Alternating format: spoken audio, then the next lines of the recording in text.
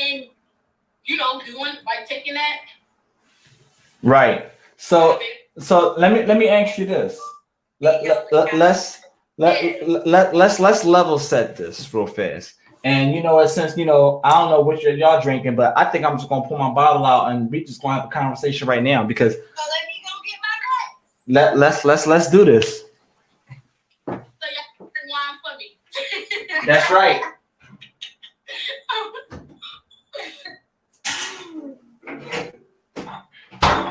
So we're gonna pull out my bottle of the evening, which is Cupcake Vineyard's Signature Sweets Berry. I'm on a financial budget, so Walmart is. Let me tell you something. If you're able to pull out any bottle, that is more than what the average person can pull out, which is nothing. This is like the sister second down from Stella Rose Black. Okay. Walmart, $8. Tell them stop playing with you. 5.5%. Stella Rose is 5. Let me tell them what it is. Tell them stop playing. And then I got a candle of the evening too. Lavender mint leaf. I love Chesapeake Bay candle. My favorite candles are from Bath and Body Works. And you know what I love about turning candles? You watch this content grow. Like you watch the quality. Yes. What's that he used to say? Building a plane while you're flying it, baby. That was his favorite line. Literally. We're gonna go put this right here. But you said something that caught my attention. And I want to talk about it. So I want you to repeat some of the things specifically that I'm going to ask you to say. You said the last relationship, he was a what? What are the following things you said? He was a cheater. He was a what? Like say all of those pointers. He was a cheater. He was narcissistic. He had past childhood trauma as far as in how he was raised. His father had damn near 10 children on his mom. He literally just told me outright, like I didn't like the way he treated me, but I respected the game. He taught me the game because he said, men like me, I prey on women that have 2 things: low self-esteem and daddy issues. Wait. Your father said this or your ex? No, my second ex-husband, the one that had the baby. Okay. So that was after we broke up. So you say he prayed that you have 2 things. He said he prey on women that has 2 things: daddy issues and low self-esteem. Wow. That's crazy. Wow. He really said that to you, like, oh God, yes, to my face, like, I'm gonna divorce her just bring me. So you. All right, so I'm listening. How it all started was the second girl he got pregnant. I was like, because I have a very, very, very close relationship with his daughters. Okay. I love kids. I don't care what the situation that adults do. Children don't have anything to do with it. And I created a bond with his oldest daughter because that's the daughter he had before he met me. Okay. I helped take care of her for 3 years. Okay, let me ask you this. Did you let's level set this. Did you know when you first met him that he was quick Q&A back and forth? Did you know that when you first met him that he was a narcissist? No. Okay. How long did you into knowing him did you know that he was a narcissist? I say it was about 2 years because during that period of time I had daddy issues. Okay. And also things. Those are signs I was not paying attention to. I was, sometimes when you have those type of things going on within yourself and internally within yourself and you're not loving yourself at that point in time, you're going to overlook those red flags. Okay. You're going to try and see the good in someone when they're showing you who they really are. Okay. All right. Now, go ahead. Because during that period of time, like fifth grade, daddy issues, low self-esteem, all of that. Just, he knew that from me off from the back. So it got to the point where, as I'm looking back on it now, I saw that he was this perfect gentleman. Money wasn't an issue. When it comes to if I had anything going on with my physical health, he was there. And all that was doing was setting me up to be isolated. So when he showed me all those things, and I had friends and I had family, he would be like, see, nobody's there for you like how I'm there for you. Nobody is not going to stick with you through this, that, and the third like I did. So that was a setup. It was like you're grooming me to be in a position where I can only depend on you. And felt like you're the only person in the world that's going to be there for me. Okay. Now. So when you got me to that part, okay, that's cheating happened. Got you. So let me ask you this. 2 years before you found out that he was a narcissist, do you know exactly what a narcissist is? What is a narcissist, first of all? Having you do, okay. First, it was gaslighting. Because you know how a person will do something and they'll make you believe that you're crazy. Like, they're preying on your insecurities. You're just so insecure. Like, you've been through this, that, and the third, and you're taking it out on me. I'm not like those other dudes, and this, that, and third, and look what I've done for you, and here, I'm there, and I'm doing this, that, and the third. So it's like making me second guess myself. So okay. I was like, okay, maybe I am doing something wrong. Like, what am I doing wrong? Okay. Like, you're not doing anything wrong, but it's just, your insecurities is playing a big part on our relationship, and it's hurting our relationship. So I was like, okay. All right. I'm like 30-something years old. I don't want to be alone. He's doing things that I have not had done for me in any other relationship. So it's like still seeing the good and not paying attention to the bad of what the overall outlook of what it was going to be. Okay. So I was basically stupid and naive. Gotcha. Do me a favor.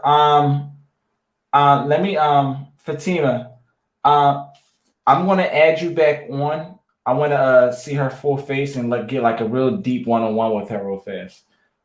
Okay? Just hang tight. So first of all, let me go back. What's your name? Samantha? Okay. Mm-hmm. And if you don't mind me asking, how old are you? 39. Okay, 39. All right, gotcha. So everybody on here, they call me Geez. That's where the relationship talk with Geez comes from. I'll tell you a little something about myself. The Geez comes from a music artist named A1Geez because I'm a music artist at heart. And so that's where that comes from. And I've been in this industry as far as podcasting for over a year. I started April last year. So if you want to look at some of my old content, I have over a year's worth of content on YouTube. I didn't just pop up on social media. So I've been doing it for a minute. I've spoken to so many people. So, and I'm 30, by the way, I'm 30. So let me start off with this. And I'm going to ask you a difficult question. Okay. Did your ex-husband, right? Mm-hmm. Okay. You were married to him how long? We was together for 3 years, and we were married for 3 months because the third month of our marriage, he cheated. Okay. You said the third month? Mm-hmm. Of your marriage. Okay, third month. Okay, let me ask you this. So, do you understand? The question that I wanted to ask you is that's going to be might be a hard question. Did he get diagnosed for narcissism? He would not do any therapy. He would not get checked. No, I'm saying, did he get diagnosed? Because to say someone is a narcissist, we have to understand that a narcissist is not what we describe to somebody as a person of their character. A narcissist is a disorder. A narcissist is an actual disorder. Like saying somebody is bipolar. Bipolar is not a physical emotional action. It's a disorder that results in a bunch of emotional unintended actions. So before we call him a narcissist, does he have any kind of paperwork that actually shows that he was diagnosed to be a narcissist or to have a bipolar disorder? No. Okay. So let's try to maybe he portrays the traits of a narcissist. But you know, diagnosis only paints a picture, because that's like a doctor telling you you'll never be able to walk again. Are you going to just not have the courage to try to walk again because the doctor told you that you're not going to walk again, or a doctor tells you that you have 3 months to live? Oh no, I'm gonna try. I'm gonna fight. Exactly. So, all right. So you said, let's paint some of the things. You had daddy issues, right? Okay. So you were married to him. You said you were married 2 years. 2 years. Okay. And what were did you grow up in a dual parent household? No. Anybody, those of you who are watching, if y'all can share the live for me, please. Even if you have to say something catchy that'll trigger somebody, I don't care. Have them come on here. So long story short, so you said you didn't grow up in a dual parent household? No. Who raised you? Your mom or your mother or your father? My mother and my grandparent. Your mother and your grandparent. Was that grandparent a grandfather or grandmother? Grandfather and grandmother. Grandparents. Okay, so they lived in the same household as you? Okay. So you have a lot of old fashioned values. Yes. Very good. Yeah, I was raised by my grandmother. Yeah, I've been raised by my grandmother and my grandfather. Then when I turned about 10 or 11, my grandfather died. And then my grandmother and then my mom raised me from 15 till I was out of there. Got you. What was by daddy issues? Was it the absence of your father? Like, have you met your father? Yeah, I have. It was the abstinence. He wasn't in my life growing up. Okay. There's a lot of things I found out as I became an adult, that my mother had a hand in his absence as well. So so your mom contributed to his absence. Right, exactly. A lot of people can't admit that, because a lot of people say their daddy wasn't shit, X, Y, and Z. Whole time they don't know that. I'm sorry, hold on, my thing. Whole time that they don't know that their mom had a big contribution to why their daddy couldn't be present. Maybe it could have been because the daddy wasn't because she was hiding the kids from their father, went out of state. It could be so many different things. Maybe they had that. I think it was because she was bitter. She was bitter because during their time of their relationship, he cheated. And then he cheated while she was pregnant with me. And then this is from the stories I've heard growing up, he kicked us out during a snowstorm, and he said, come get your daughter and your granddaughter too. I don't want to have anything to do with them. Right. When I got older and I spoke with him and got his side, God reveals everything through time. Right. What's done in the dark always comes in the light. So, Exactly. so, all right, okay. So, how old were you the last time you saw your father? Oh, I just talked to my dad today. Okay. No, I mean like, all right. So, no, I mean like, so you've been communicating with him for quite some time. So, from the time that you reconnected to him before that, when was the last time you saw him?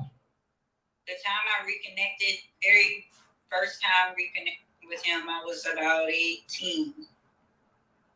Oh, so you was 8. You were 18. Mm-hmm. Okay. So, okay, got you. So, This part right here is going to throw you in for a loop because it threw me way over the loop. Years of growing up, my mom, including my grandmother, was like, your dad don't want you. He doesn't want to do what he has to do to take care of you. This bad mouthing, like, for years. Your grandmother or your mom? Both. Okay. So, when I found out for myself of what was really going on, I knew that she was a part of the equation as well. Was when I was 21 and I had my second son. My dad came to the house to see how my son was doing and meet him for the first time. And my mom, she was doing laundry when she came home the next day. I'm being told that they're going out on a date. And I'm like, wait, hold up, pause. You said this man was a horrible man. You said this man did not want to be in my life, did not want to take care of me. All this stuff you was telling me while I was growing up. And now all of a sudden, y'all are back into a relationship? And was in a relationship for 3 years. Wow. And then the issue came up of why they broke up. My mother blamed me for them breaking up. Yeah, the reason why she blamed me is because she had my little brother 8 years after I was born.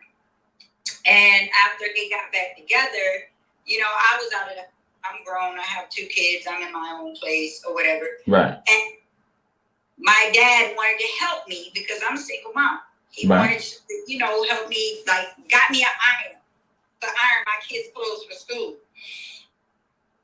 Next thing I know, he calls me and tell me she wasn't talking to him. She had an attitude. She was upset with him because he brought me an iron for me to iron my kids' school clothes. Okay. And he told me directly, he said she told him, anything that you give her, you have to go through me first. And he's like, this is my daughter. He's grown. And you don't say anything when I do something for your son that's not mine. But why are you upset when I'm doing something for my daughter that's mine? Was she afraid? Let me ask you this. Was it because she was afraid that with allowing with allowing her father into your life, that he was going to put you first before her? 9 times out of 10, that sounds like something a bitter woman would do that's not happy, content within herself. Right. But she'll never admit it. Still to this day, she would. Well, most importantly, I mean, we can't blame you for the things that you went through growing up, but it sounds like to me that you took good control of that narrative once you became a legal adult. And I'm glad that you got in touch with your father, because there's a lot of people that can't say that they know their father. Right. I included. The big difference with the dynamic of the relationship that me and my mother put me through, and the things with my father, was forgiveness. Mm-hmm.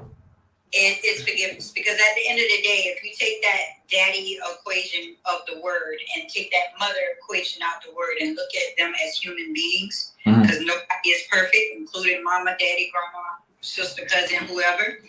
They are human beings. They're not going to always get it right. Right. So I had to learn the art of forgiveness for me, not for them, but for me. So I could have released all of that in order to grow and elevate within myself and learn how to love myself. I cannot express this to any and everybody. Learn to love you.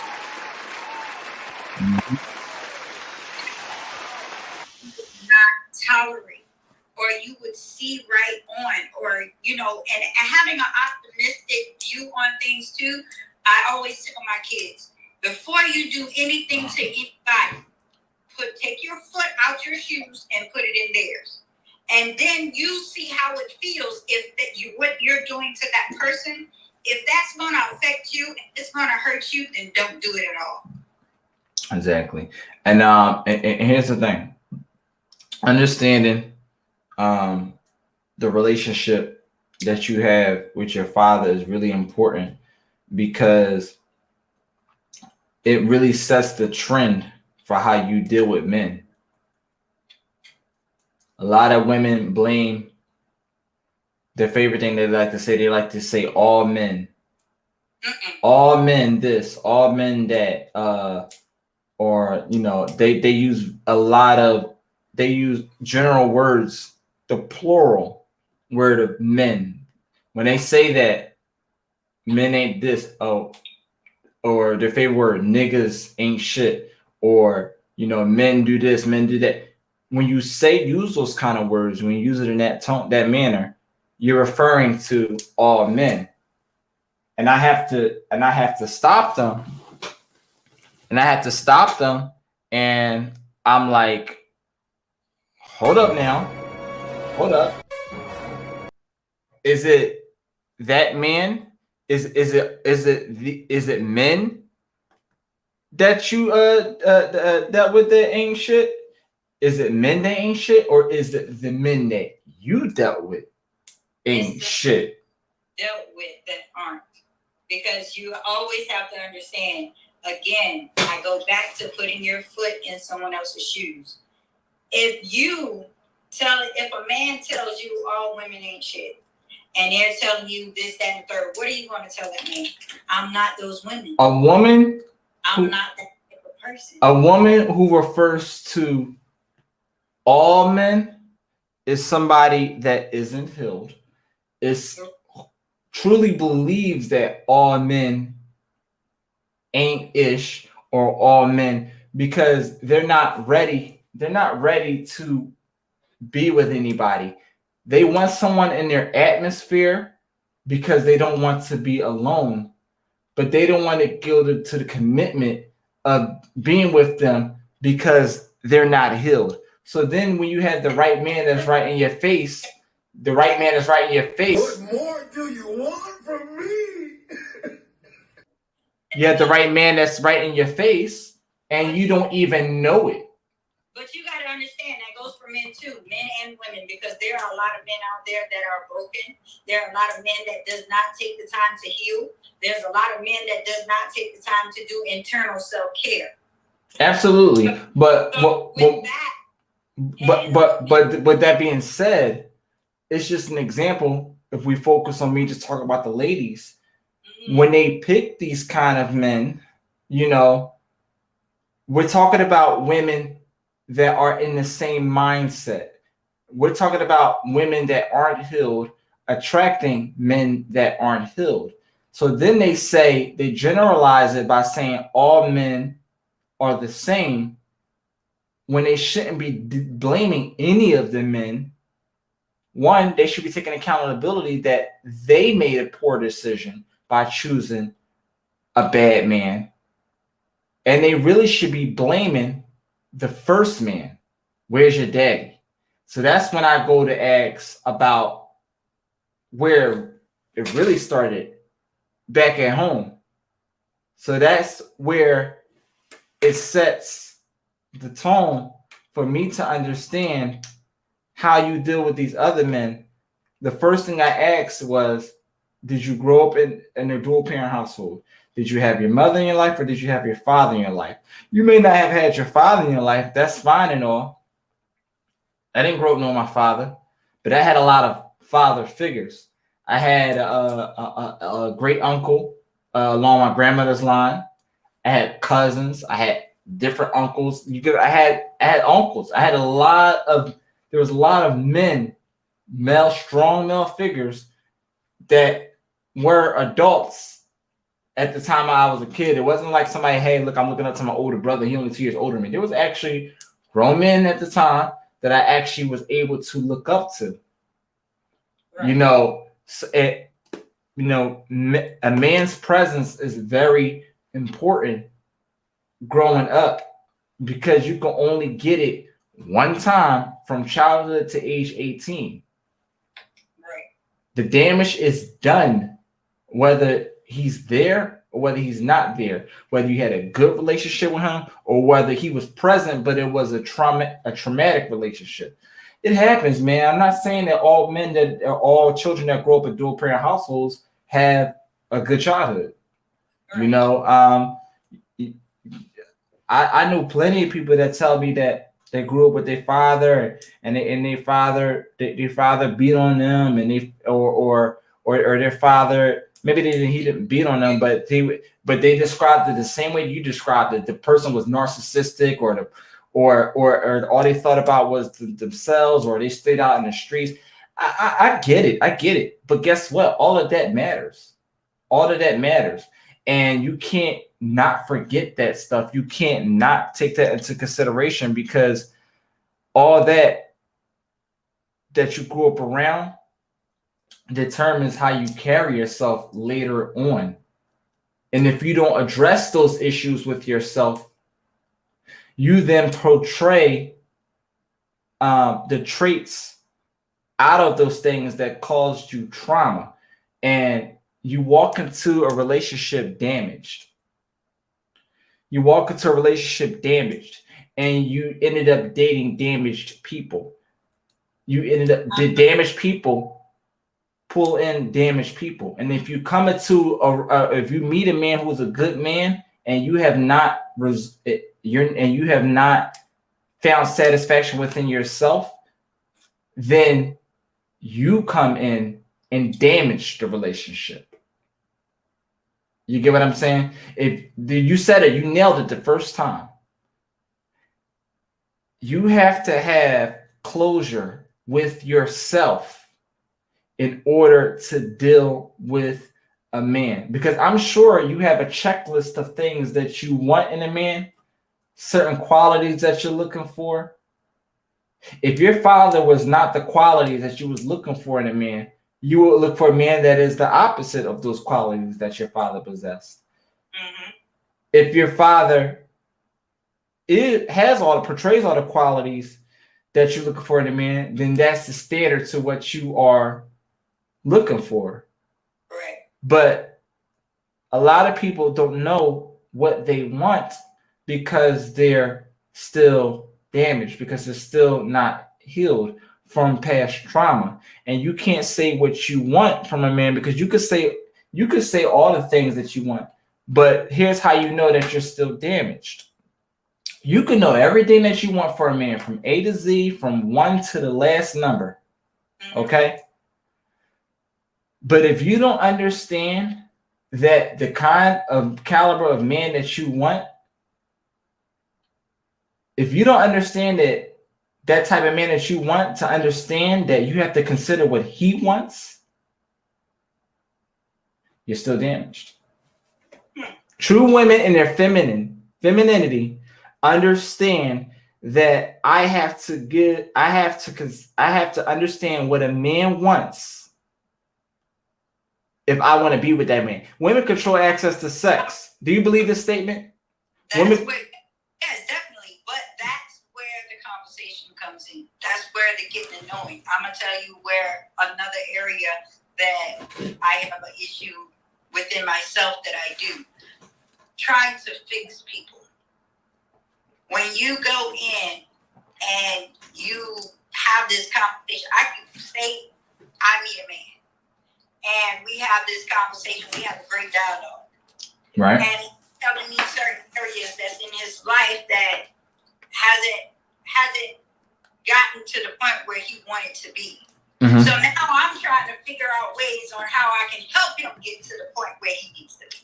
Right. Whether it's a family issue, whether it's his career goals, whether it's him having a relationship with his child, all those areas I'm trying to fix. But at the same time, I realize that I can't fix those things unless he's willing to want to fix those things. He has to want to take that first step, and I can be that anchor, that threshold to support him and guide him into doing that. But if he's not willing, and he came in a relationship damage, and I'm coming in there saying, okay, you know what? I understand what you've been through. I've been there. I've done that. I understand. Well, let's try this. I throw out, options on what he can do to better the areas within his life. But if he's not trying to do that, then he's choosing to stay damaged. Right. And you could be listen, here's the thing. You could have no trauma. You could be the perfect candidate. Right? Right. Here's where women then become damaged. You could have had the perfect childhood, be the perfect pick for the right man, and just are picking the wrong men. You guys, y'all break up, y'all deal with the next, you dating the next man, same kind of man. Your resume is not looking too good because you are a reflection of the jobs that you took. Right? So then this is where women go wrong. They then start to change in their attitude because they dated this man, he was a shitty man. They dated the next man, he was a shitty man. They dated the next man, he was a shitty man. Now they're like, oh, I don't want to date men right now. They don't want to date men right now because it seems like every man that they come across is a bad relationship or something bad happened or this, that, and the third. And then they start to change in their inner energy with themselves. I tell people this all the time. A relationship is like a mirror. Date the mirror and blame the reflection. Why? Because you picked them. So you are a reflection of who you pick. If you deal with it, let me say this. If you deal with a man, right, and you're the exact opposite of him, right, you're a good woman, but he's a bad person. You then become a reflection of him. So as long as you choose to stay. Right. If he's that bad, why are you still there? That's the thing. Trying to be. So then they change the woman changes her inner energy, and now it's like you're playing a lotto, right? You ride in the carousel. The next man comes along and he's a good man, but now that just happens to be the man right there. Now you want to be on angles with him from the dead beginning because you don't trust men. You just guard it. You just guard it because of all the other men that you dealt with that was the same kind of cow. I'm telling you, that's not me.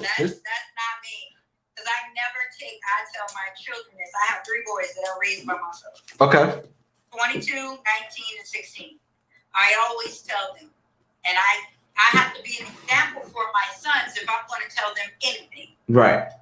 Whatever happened to whatever individual that you were with and it did not work out, do not take it on the next person.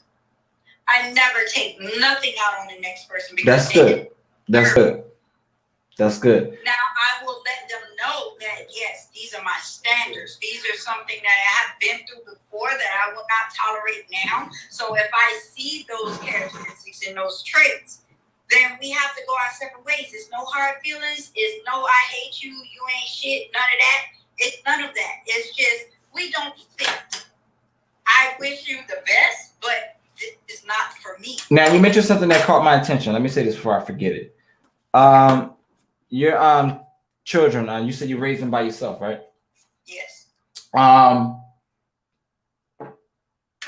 What if you don't mind me asking, what happened that you ended up being a single parent? Okay. My first son's father, we broke up. I was 6 months pregnant with. How old were you with the first one? I was 16. Okay, all right, sorry. That's understandable. Okay, go ahead. So, second son, I was married to him. He didn't cheat or anything like that. He was physically abusive. Did you have the child before or after you married? I had the child after. I got pregnant after we got married. Okay, but So after I was 3 months pregnant and he punched me in my stomach 3 times and threatened to throw me downstairs, so I was in a women's shelter from when I was pregnant until I was 8 months pregnant. I stayed with my mom with my toddler son and my newborn. And then 2 years after that, I met her and found out he was on drugs and so I left before I had my third son. Now, again, my kids can tell you, and they are very much so vouch for that. I will never, ever keep my kids away from their fathers because of the dynamic and the situations that happen between them. Right. And I'm glad you said that because, you know, I don't want my kids to grow up hating me. I don't have children, but I don't have children, but it doesn't take a rocket scientist to understand that any child that has been born did not ask to be on this earth. Right.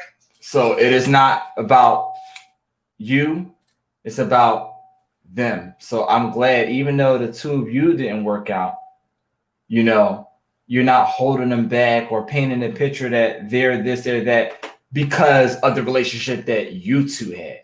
Exactly. Has nothing to do with them. Father that has nothing to do with me. My oldest son, when he realized who his father was, like characteristic and everything, was when he was 13. He said, "Mama, I want to go see my dad." Mind you, he lived up the street from me. 5 minutes. Never came by the house to come see his son, birthdays, none of that. So he was like, "Well, Mom, you know, young kids, they still have the hope of having a relationship with their father." So he was like, "Mom, you know," he's a very intelligent kid. Oh my God. Beyond his years. So he wrote a book when he was 13. Okay. And I was like, okay, you know what? I'm going to support your dreams. You want to be a writer. All right. So, you know, I'll look up some things and find people trying to connect with them to do a copyright so nobody can't take your story. Right. Book. We can find somebody that can illustrate it and do pictures with your story. And he remembered that I told him about his father being a great artist. Like, he can draw amazing. So he was like, "Well, Mom, why don't you take me to that? So, you know, I can talk to him about my book and it's like a project for father and son to do." Right. So, good mother, I took him over there. And, you know, he was sitting outside and I was like, "Hey," you know, I was about to talk to him about, you know, the book or whatever. And he started spewing about child support and, you know, I got to pay $1,000 on child support, this, that, and the third. And I'm like, "Bro, I told you when I got pregnant with our son, when we separated, I said 3 months of consistency of being there for your child. You don't have to give me money. If I said our son and thought of Pampers, go buy Pampers and bring it to the house. That's it. Anything that our son needs that I cannot provide at that time, Provide it. Go get it. It would be no issue." But it was not that. He did not help whatsoever. Now, did he pretty much not put an effort towards the child because the two of you weren't together anymore?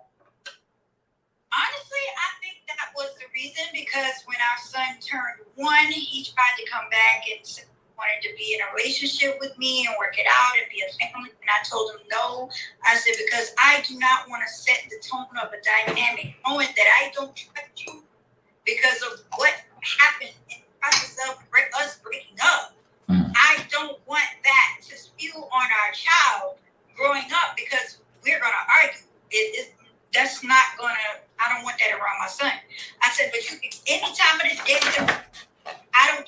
Saturday night, you say I want to get my son, I'll have him packed ready to go. Right. So I told him that. He walked out that door and did not return until my son was 8.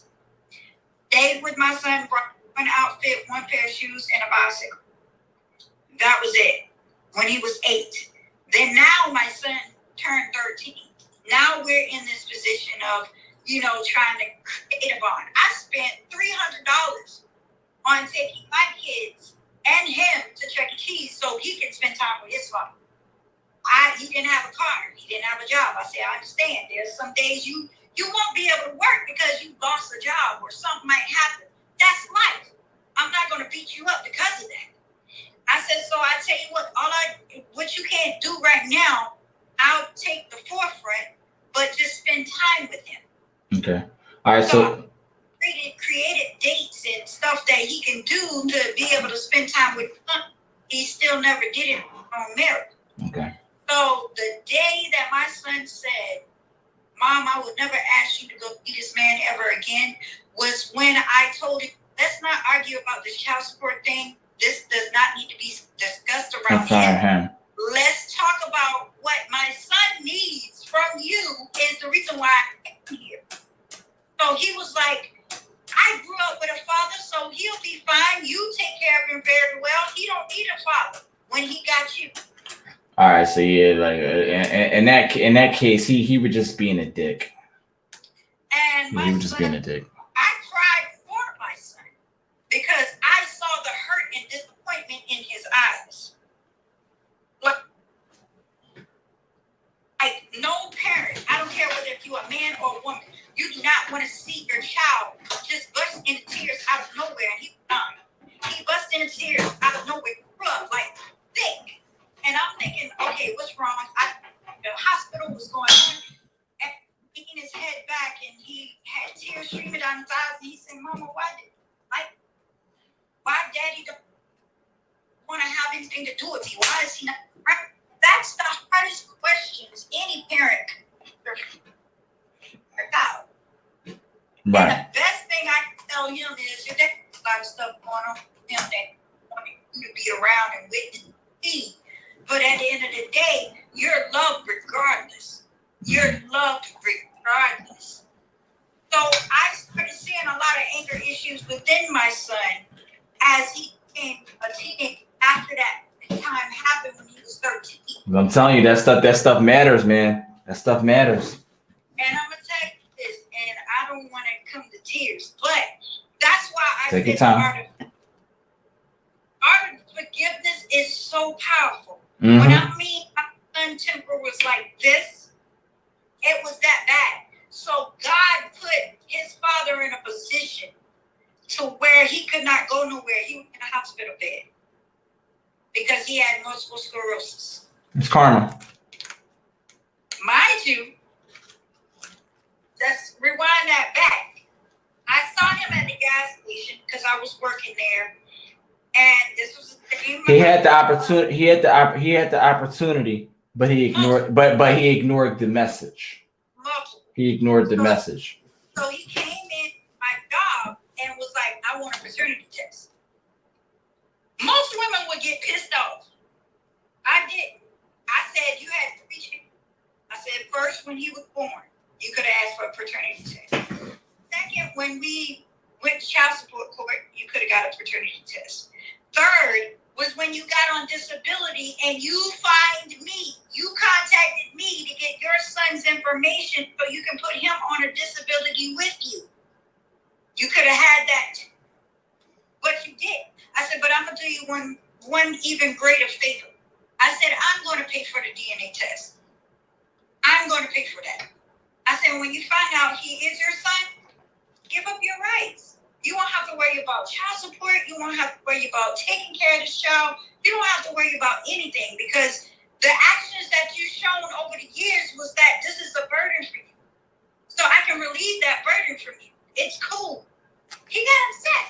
Okay. And I'm like, why are you upset when you're upset at the fact that you had the gall to come and ask me for a paternity test, and now I'm giving you what you asked for, and it's still not good enough. Like, so the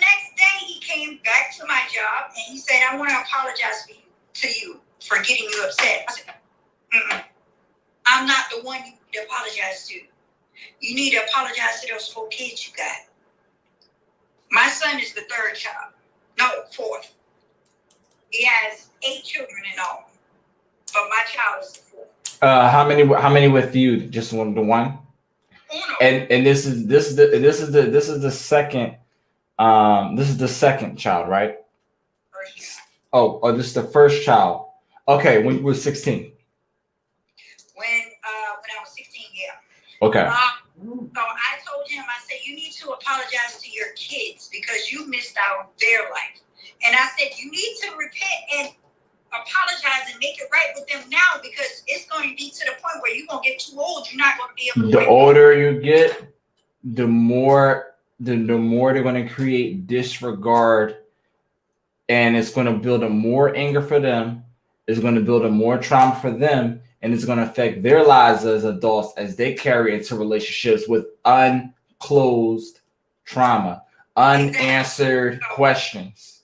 So I nipped that 2 weeks later. And not only that, it's going to be the disregard to them wanting to see their father, and they're going to carry that same attitude and trauma into their relationships, and they're going to blame their partners for the things that they have not closed within themselves that had nothing to do with their partners. And that's where we as parents help them close that, because we play a vital role in their closing that chapter. Exactly. Did you take them to therapy? When I found out that his father was in the hospital, I asked him, do you want to go see your father? He was like, Mom, I don't know. I just don't know. I said, listen, this is the perfect opportunity. God has put this in position and put this in alignment for you to be able to tell him how you feel. And at the end of your statement, it does not matter whether he says sorry or he doesn't. You had the opportunity I tried everything that I could. Right. So I gave him that opportunity. He went to the hospital. He expressed his father what was going on, how he felt from being born all the way up to that point in time in his life. And his father looked at him and he said, I apologize, son. He said, but I grew up without a father too. He said, so I didn't know how to be a father. And he said, but still, that does not. It does not exact. He said, wait. My son said, that's still shit. It doesn't exonerate you from the fact that you didn't try. Right. He said, that should make you want to be even better father because your father was. I'm telling you, my son is. You want to be able to give me everything that you didn't have. Exactly. So that makes sense. I mean, but you know what? Do you understand why your son has a lot of those smarts? Because one of y'all has to do your part, and you did your best to make sure that from the mother standpoint that he didn't have to go through the things that you went through growing up so much that you could help it. Right. So that's why he was able to carry himself that way. You didn't force him to see his father. You gave him an option to see his father. Right. A lot of parents make the mistake of treating their adults like treating their children like they're slaves and not treating them like they're humans. Exactly. Perfect example, right? Let me say this, perfect example. I covered this a couple weeks ago. It was a story on a woman the viral story of the woman who came into, she has suspicions that her baby father was messing with other women. Right. Baby father, because I would say they're in a relationship, but they're not married. So if they're not married, that's the baby father that she was in a relationship with. Right. She came home early one day from work or came during her lunch break, and she seen that he was laid up in bed with her mother. And these were the words after she was arguing with her mother and her baby father that came out her mother's mouth. I'm still your mother. The entitlement.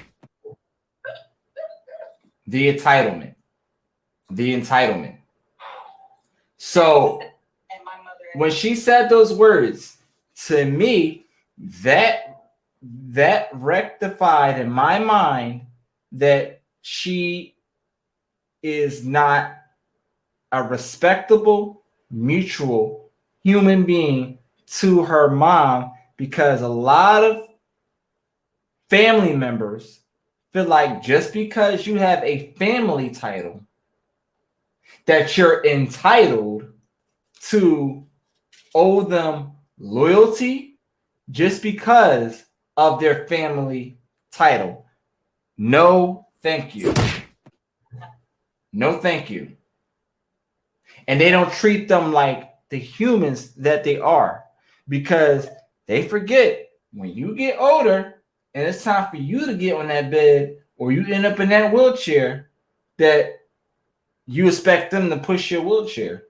No, what they're going to do is push your wheelchair down steps. Or in a nursing home. Exactly. And, you know, so it's not a matter of, it's not just a matter of duty. It's a matter of, and let me make this clear. I don't have any children, so I can't speak. I don't have any kids, but I'm talking about what makes sense, us as human beings. Right. It doesn't, the law of the universe is to, and let's talk about a financial standpoint, but we're not talking about money. You want to give more, you want to work for more than what you're paid for in order to get paid more than what you're working for. You have to give more into the universe than the universe gives unto you in order to expect the universe to give to you more than you give into the universe. I know some people right now, they have all the money in the world, rich people, and they can't give half the shit done to people with no money, or that's a regular average Joe middle class citizen that can get those same things done for free because of what they give to the respect that they give to the universe. Right.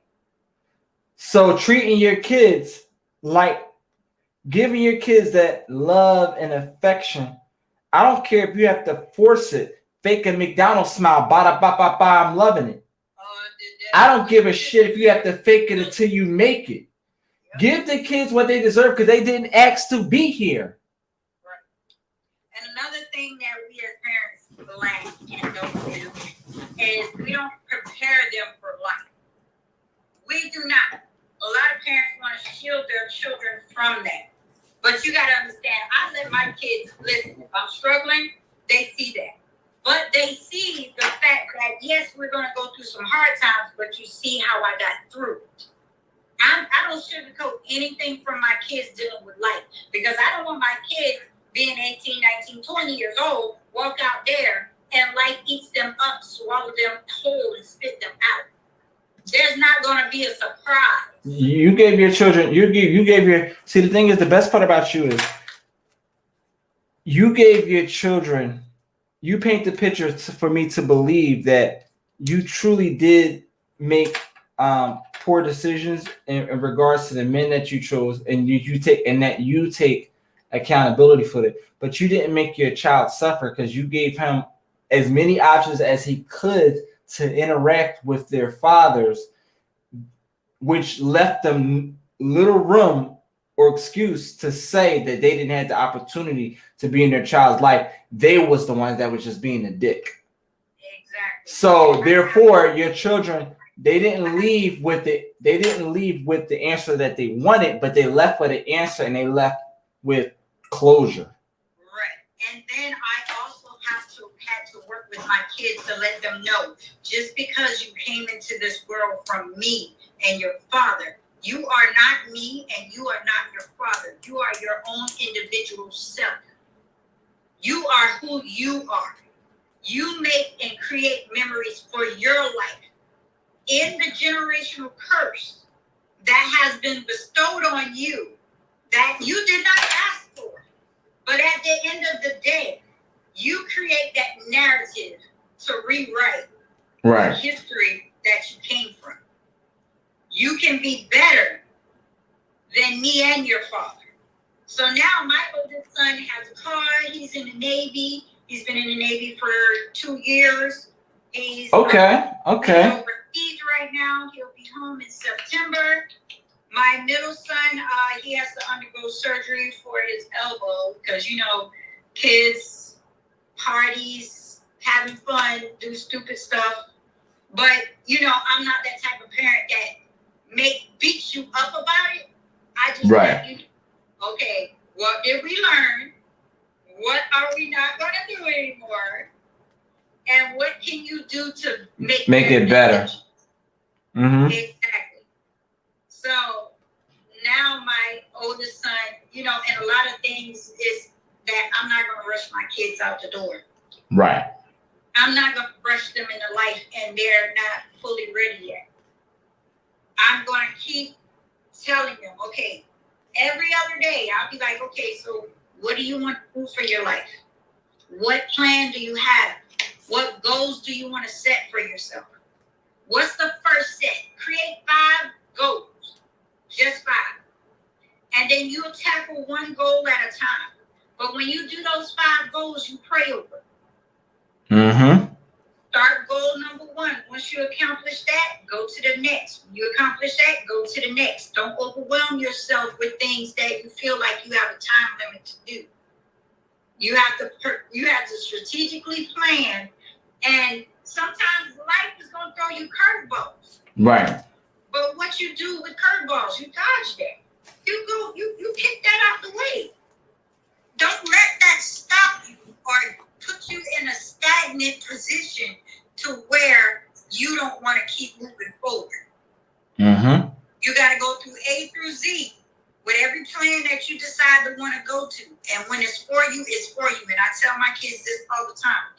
I said, when you wake up in the morning and it's a job that you are enjoy doing, that's what you're supposed to do. Mm-hmm. Don't wake up and just get anything. Because when you get anything, you're not going to be satisfied and you're not going to be happy. Right. And also working on yourself and loving yourself. Because when you love yourself, you're going to know how to treat the next person. So when they see how I go about things and go about life and how I treat people on a daily basis, how I am respectable, how I am courteous, I am kind, I am loving and I am giving, but I am strong and I am, furious as present when it's something, determination, put it like that, determination. And I want to instill that in them. I said, yes, I made mistakes. Yes, I made bad choices in men. I said, but that does not define you in making bad choices in women. Right. It is not a shame for a man to cry because you are human, regardless to what. Crying cleanses the soul. You are not weak because you cry. You are not weak because your father did this and did that to you, and you are feeling the effects of it.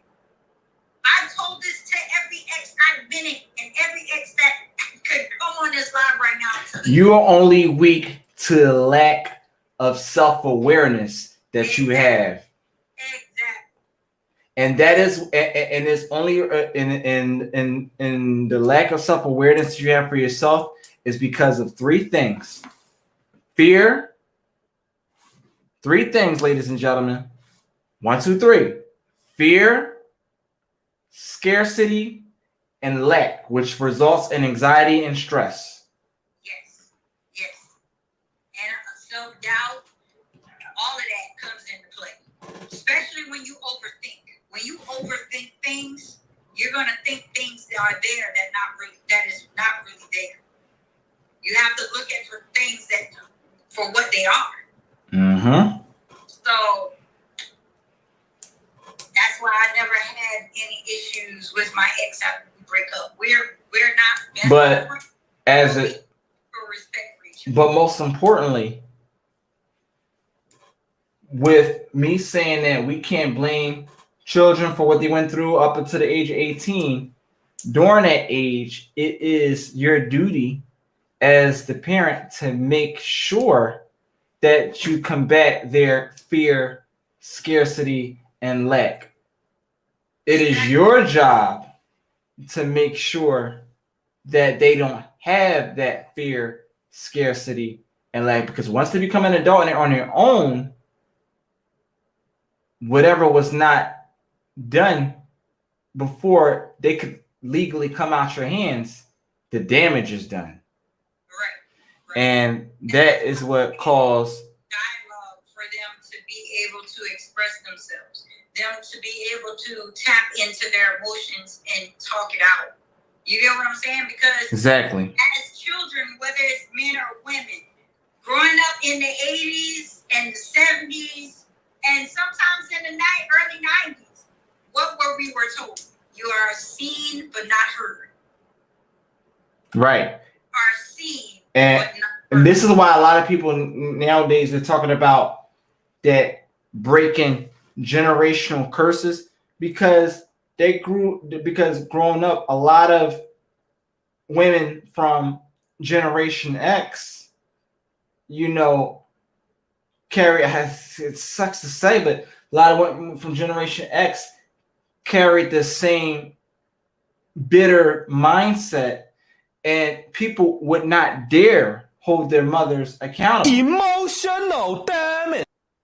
But they would dare say that their father ain't this and a third, because of while they were children, that's what they were told by their mothers.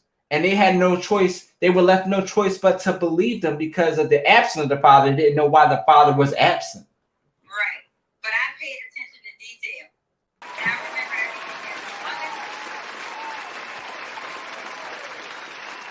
did not watch their actions. So I knew everything that she was saying was not the truth, and everything that he was saying was not the truth. So they're both at fault. Right. So let's get to this. So child number one, you had him early, 16. And child number two, you had him out of marriage. You had him through wedlock. Yeah. Through wedlock. Okay, but now let me ask you this. The third child. How did you meet that man? Well, let me ask a direct question before I level set this next conversation. Did you have him out of wedlock or in wedlock? My third son? Yes. Out of wedlock. Out of The wedlock. first one was out of wedlock. How did you meet that? How did you meet the third man? I met him at McDonald's through a cousin of mine because she was married to my Mutual friend. right. Okay. How long were you how long did you know him before you guys started dating? Oh, not long. How long that you guys were doing the dating phase before you got into a relationship? Not long. 3 months. How long after the relationship did you have that child? It was like well into a year. Okay. And what happened that you two didn't work out? I started seeing some things that weren't okay.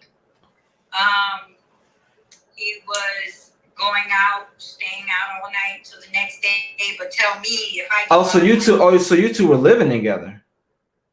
Mm-hmm. Were y'all living together before or after the child? Before. Okay. And how long from being in a relationship? Because you said 3 months until you got in a relationship. How long? That's fine. 3 months is fine. How long after you guys got in a relationship did you were living together? About 2 weeks. I had my own place. He moved in with me.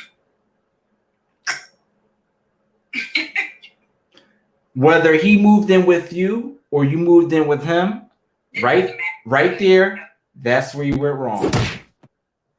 And you were even further wrong because he moved in with you.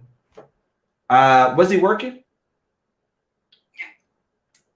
So he wasn't working. Was he working when you met him?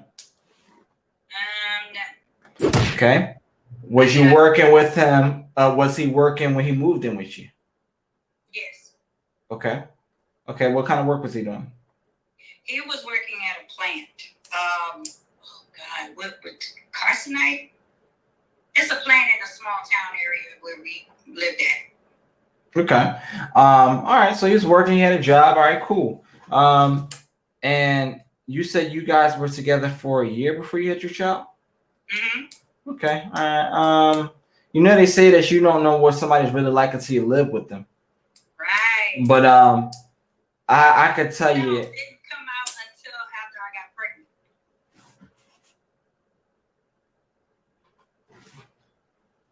I usually hear that a lot. Like somebody's true colors didn't come out until you had a child.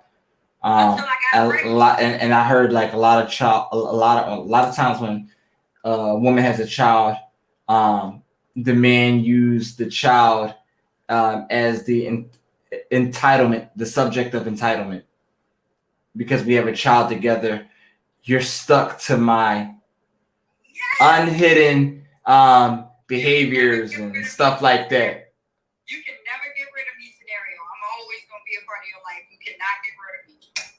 And I'm like, you sure about Forever that? toxic like I'm 21. Yeah, right. So, you know, I mean, I get it. All right. So,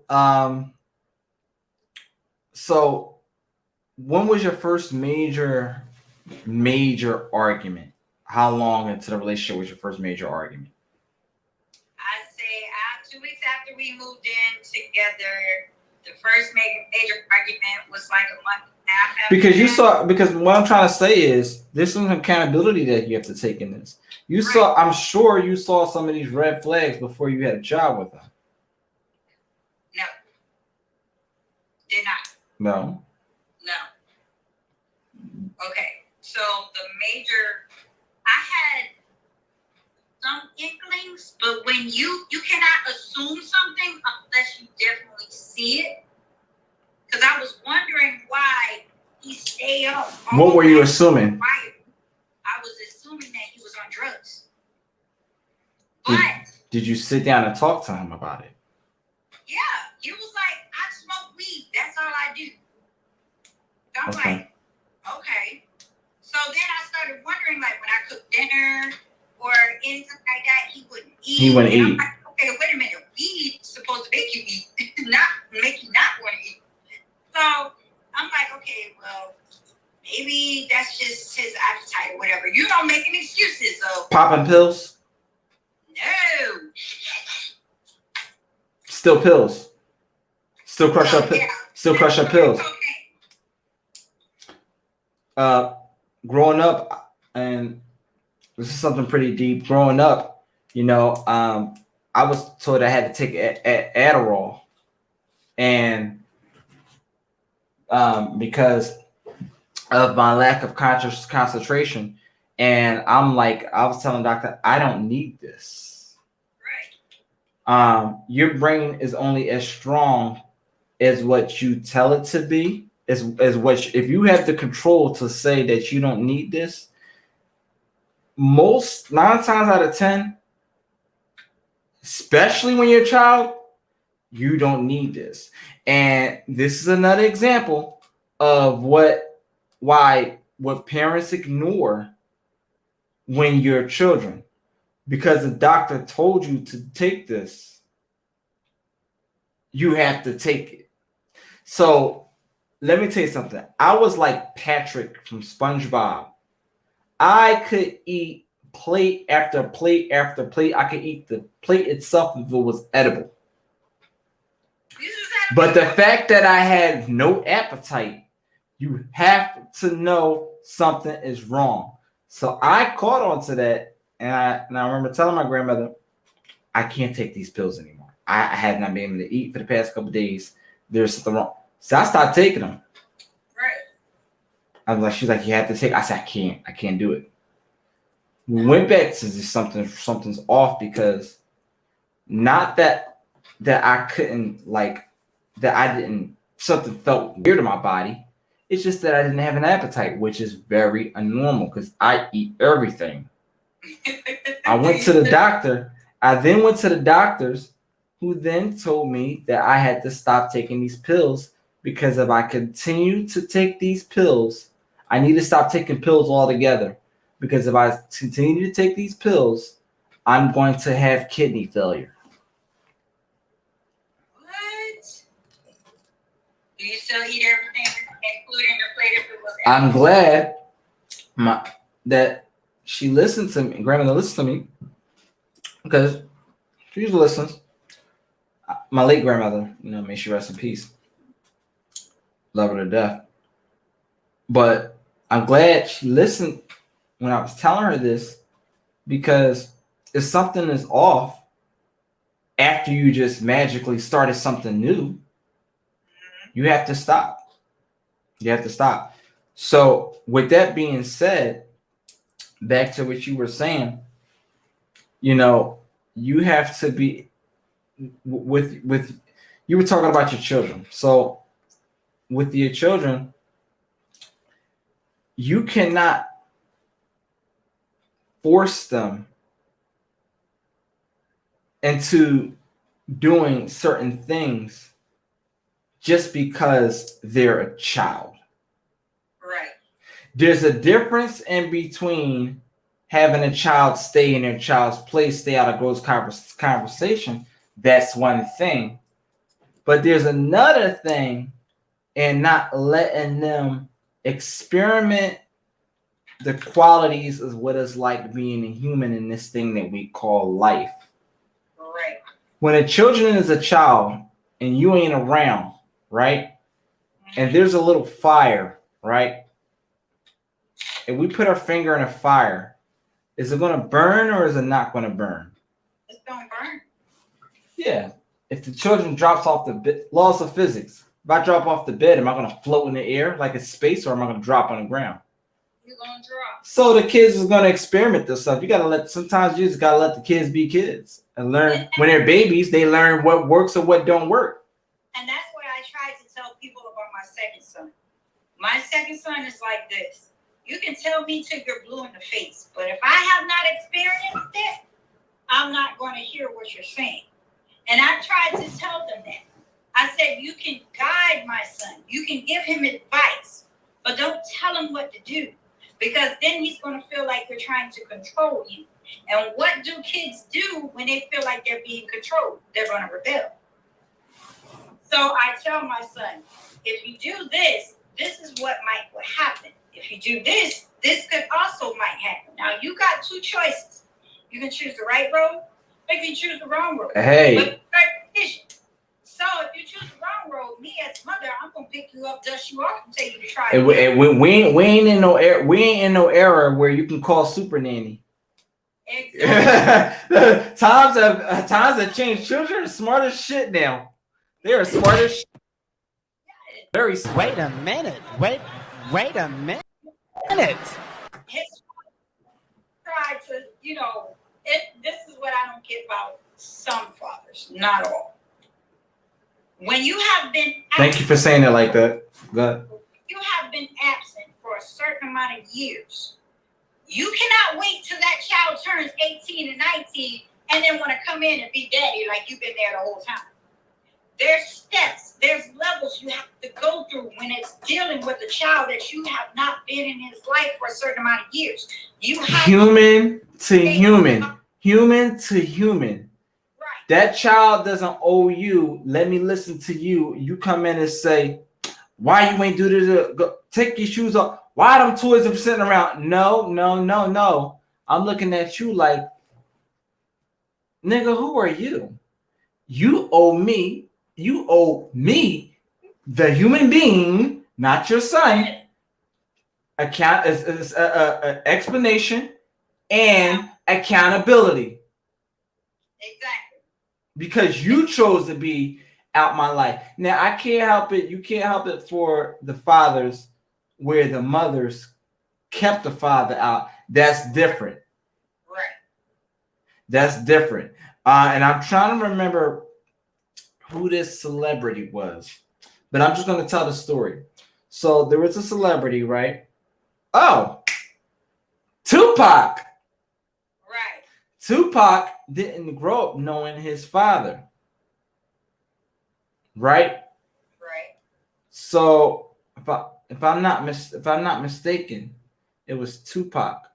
Remember that song that he made called "Dear Mama"? Yeah. He was a big mama's boy, right? Yep. Yep. And he didn't know about his father, stuff like that, until he found out that his father was in the hospital in his deathbed.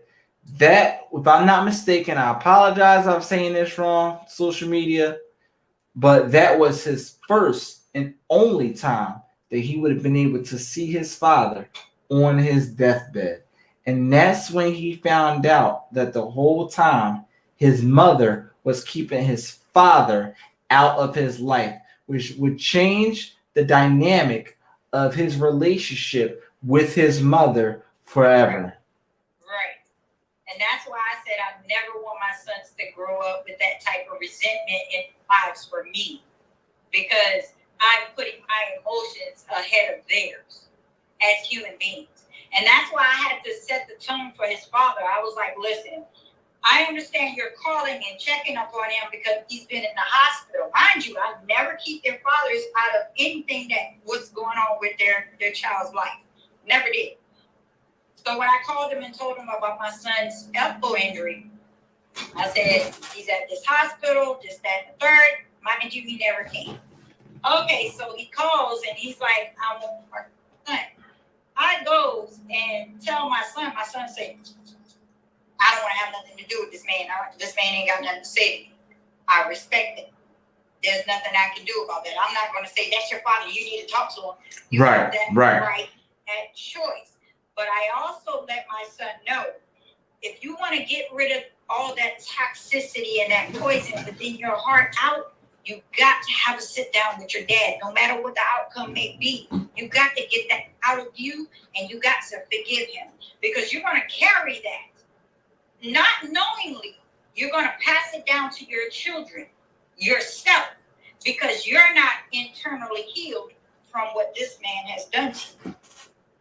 So I said, it may not be now, it may not be a year from now, but I said, if you could please, before you have kids, make sure you get that handled and have that closure, because I don't want my grandkids to feel the offset of what you were feeling when you were growing up into your adulthood. So let's bring it back. So, quick question. Mm-hmm. So,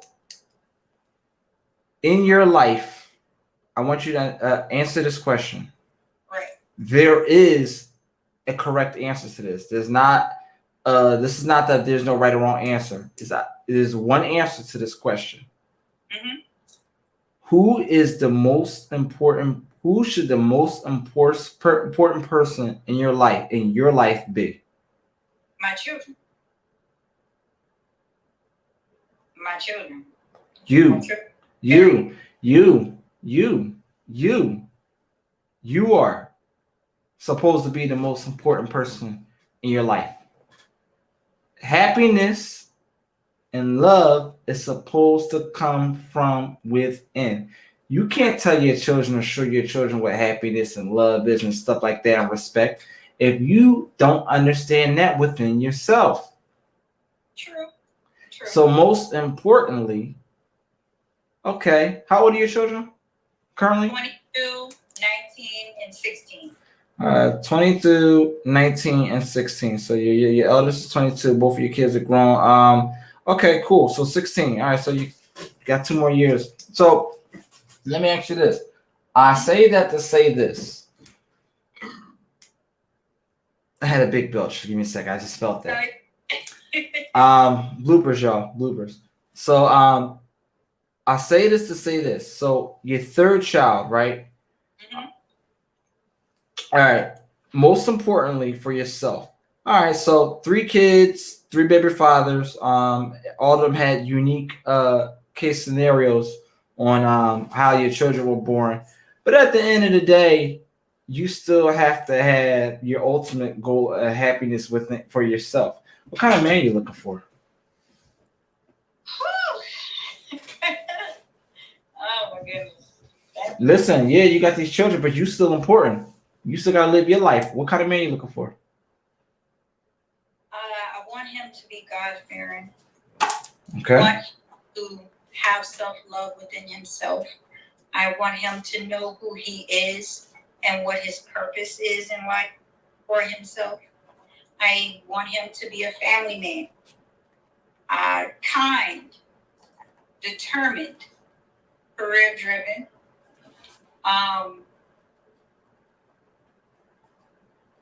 I also would love for him to have a certain level of understanding, intellectual, very intelligent about life, where he wants to go at in life. A protector. I would love for him to be a provider, but as a provider as a team. Like, okay, you don't have it, I got it. I don't have it, you got it. We both hustling together to create this dynamic in a household to where one is not more so than the other. Okay. You get what I'm saying? All right. That's basically what I want. I want him to be, great conversation. Let's just have that open dialogue to where he can tell me anything and I can tell him anything. And make sure that he's not the type of person that defines me from my past and not judge me. Just judge me on who I am and what my character is and look at me for who I am internally. Okay, so let's go over some of the things. So you want to open communicator, someone who's God fearing. So pretty much somebody within the same religious belief. Somebody who has the same understanding as you as far as self-love. We understand that with self-love is really in essence a whole bunch of things within yourself, which is a true self-understanding of yourself and being the best version of yourself. Somebody who is a family-oriented, pretty much something that that you did not experience within the last 3 men. Somebody who is purpose-driven,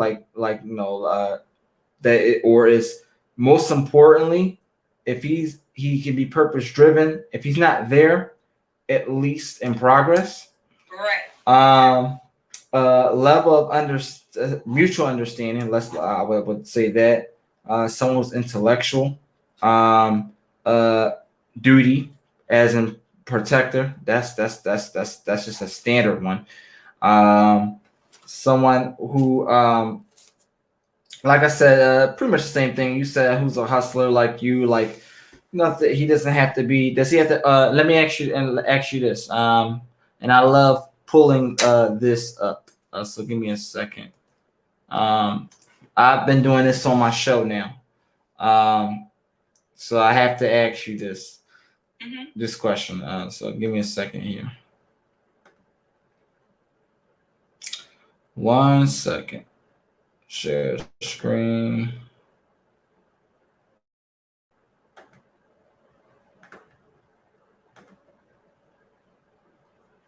Okay. Love pulling this up.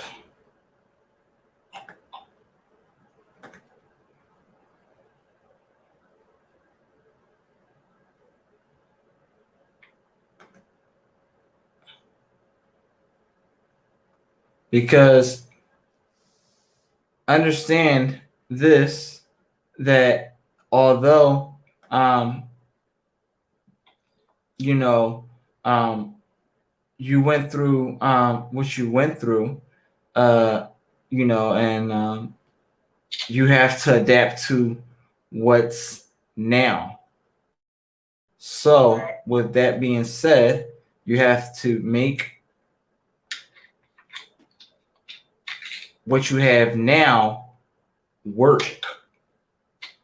and you have to understand where your SMV is, or your MV, your marketplace value, your CMV, your current marketplace value. Mm-hmm. So, 38. No, you're 39. 3 kids. Yes. 3 baby fathers. What is the age range that you would like to date? I would say 33 and up. Okay, 33 and up. 33 being the youngest, and how old being the oldest? 48.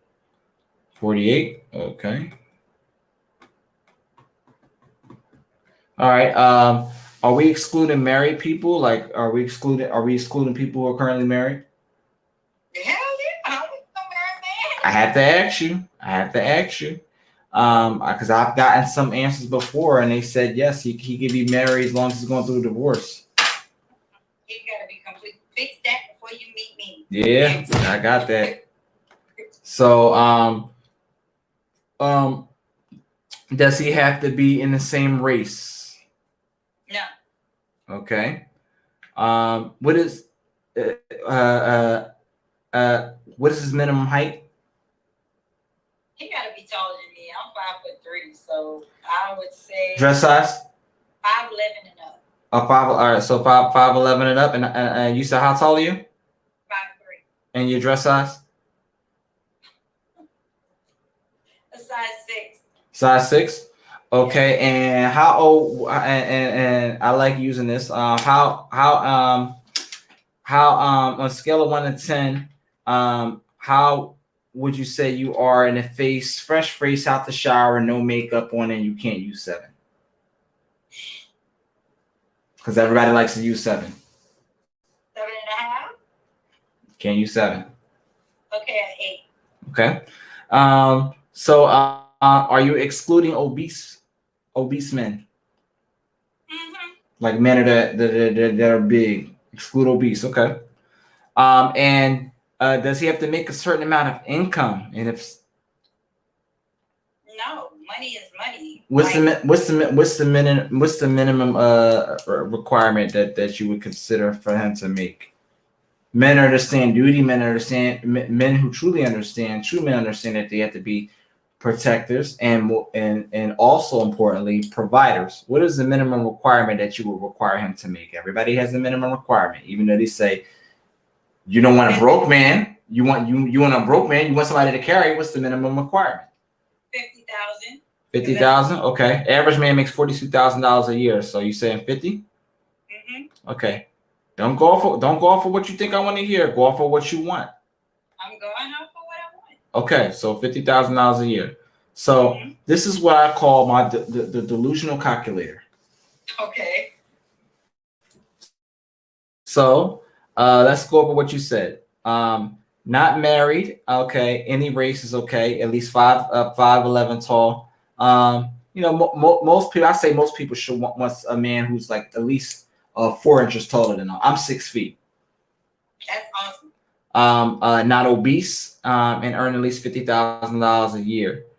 And I asked you that question about your height, weight, and dress size for a reason. I'll get to that in a second.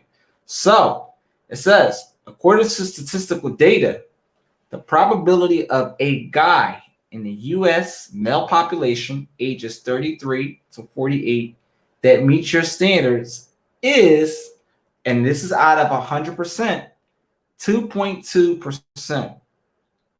So your delusional score is shows out of 1 to 5, 1 being the most reasonable, realistic, 5 meaning go home, Roger.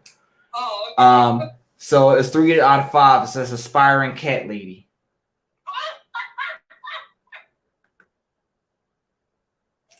Okay, so everybody can have it. Everybody can have it. Have a choice on what they want. I'm an advocate for choice.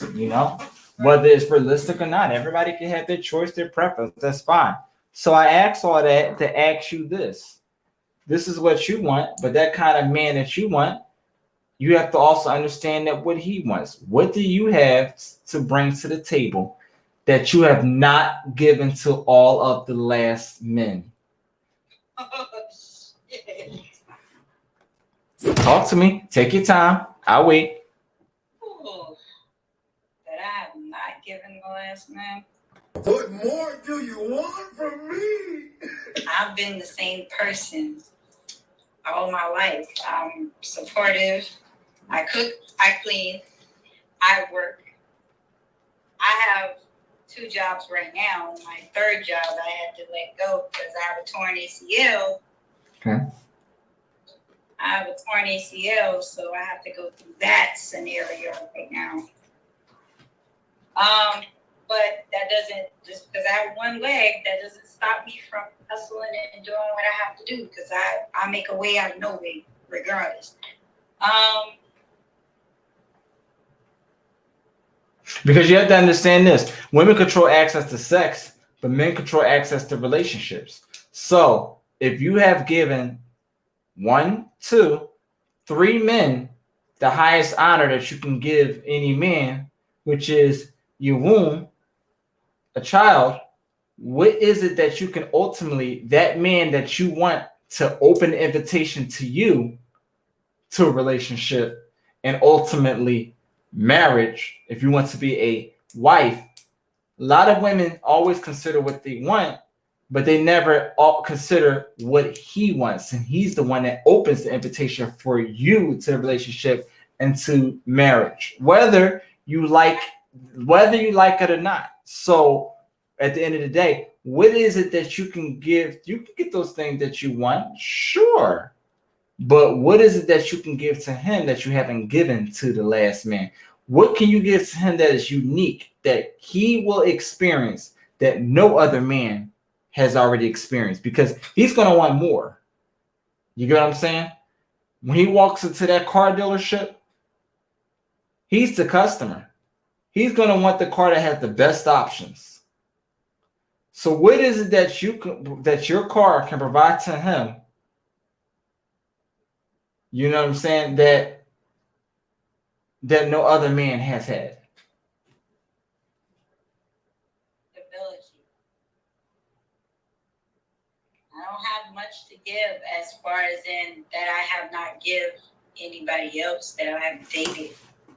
But thank you. I'm going to stop you right there. I'm going to stop you right there. Thank you for being realistic and understanding. You've already given the highest honor that you can give a man.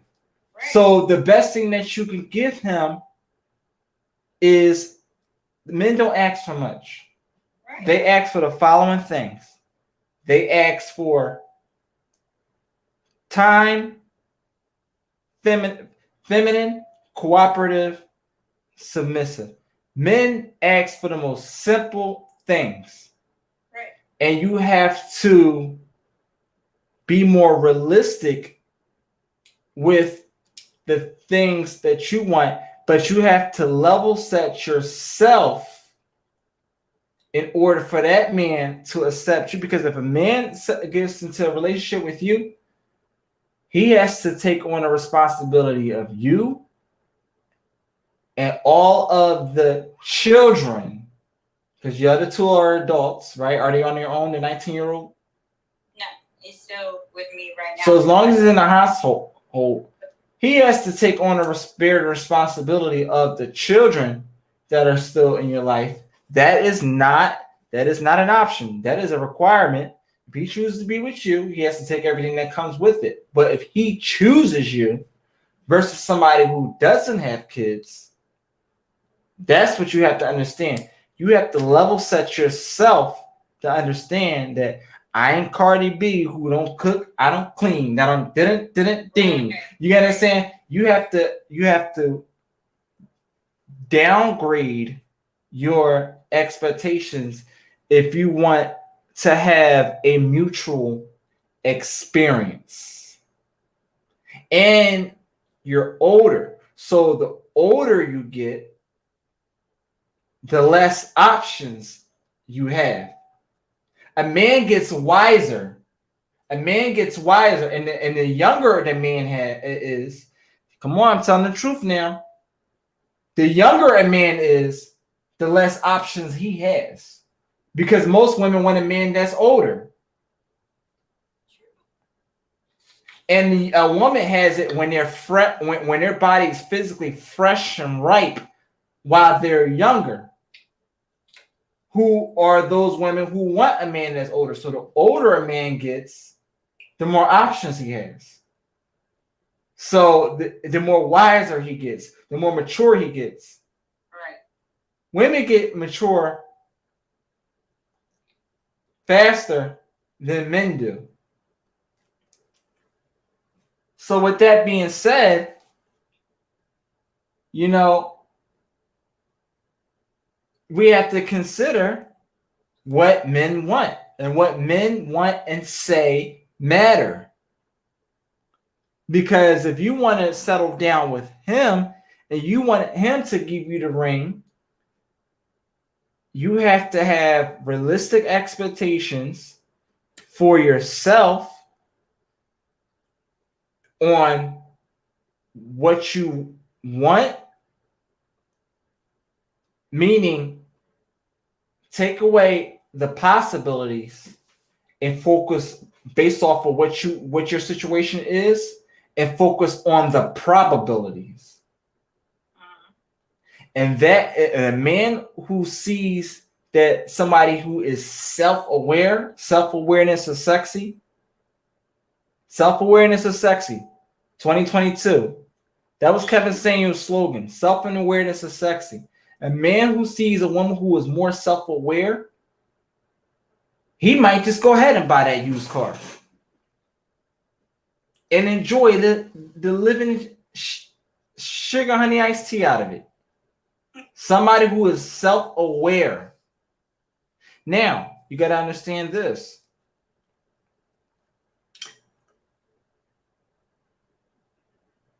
The man that you settle with, let's assume he doesn't have kids. He wants children. Are you going to give him at least one child? Yeah.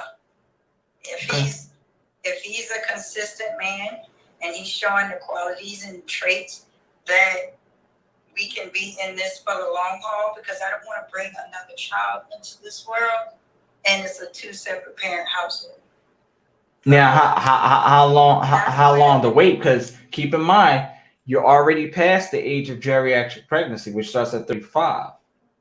So Janet Jackson had a baby at 50. So we talking about? No, I'm just saying. I'm just saying. We don't know if she, like if she had money to have certain supplements and stuff like that. We don't know that. We don't know that. I know there's plenty of people that have had babies when they're older. Not saying that, but what I'm saying is the older you get, the more you are high risk. She was taking a big risk having a child at 50. Just because she had a child at 50 doesn't make it right. She's taking a high risk having a child that late in her life. She could have lost her life. True. You get what I'm saying? So, you don't have that. What I'm saying is women have less time to waste than men.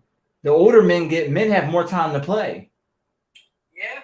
The older women have less time to waste, especially biologically. True. So yeah, it's like. So you don't have any time to waste now, On the conversation on how the conversation goes, because at the end of the day, I don't want to hold a man that wants a child, and I'm on a time limit, and he wants a kid. We can try other options, surrogacy. You try UPS, however the case may be, for him to have a child that he wants, then that's fine. But if he does not uphold the standard for him within himself, I will politely tell him, I'm not going to be in the way of you trying to accomplish having a kid, even if it's not with me. You get what I'm saying? So I'm still having that open dialogue to, yes, we can, if you want it with me, we can try all the options. But if it's not with me, I don't want to hold you into this relationship. Are you open to other options as far as like And let me list out some of those options. Because as far as maybe adoption or surrogate mom, or are you open to those options? Yeah. As long as you're open. Yeah, I'm open. How you doing, Nori? I'm open. I'm open to all the possibilities. But if it does not work out to his Kaya, I'm sorry, Kaya. But if it does not work out to his standards on what he wants, then I'm not going to stand in the way of that.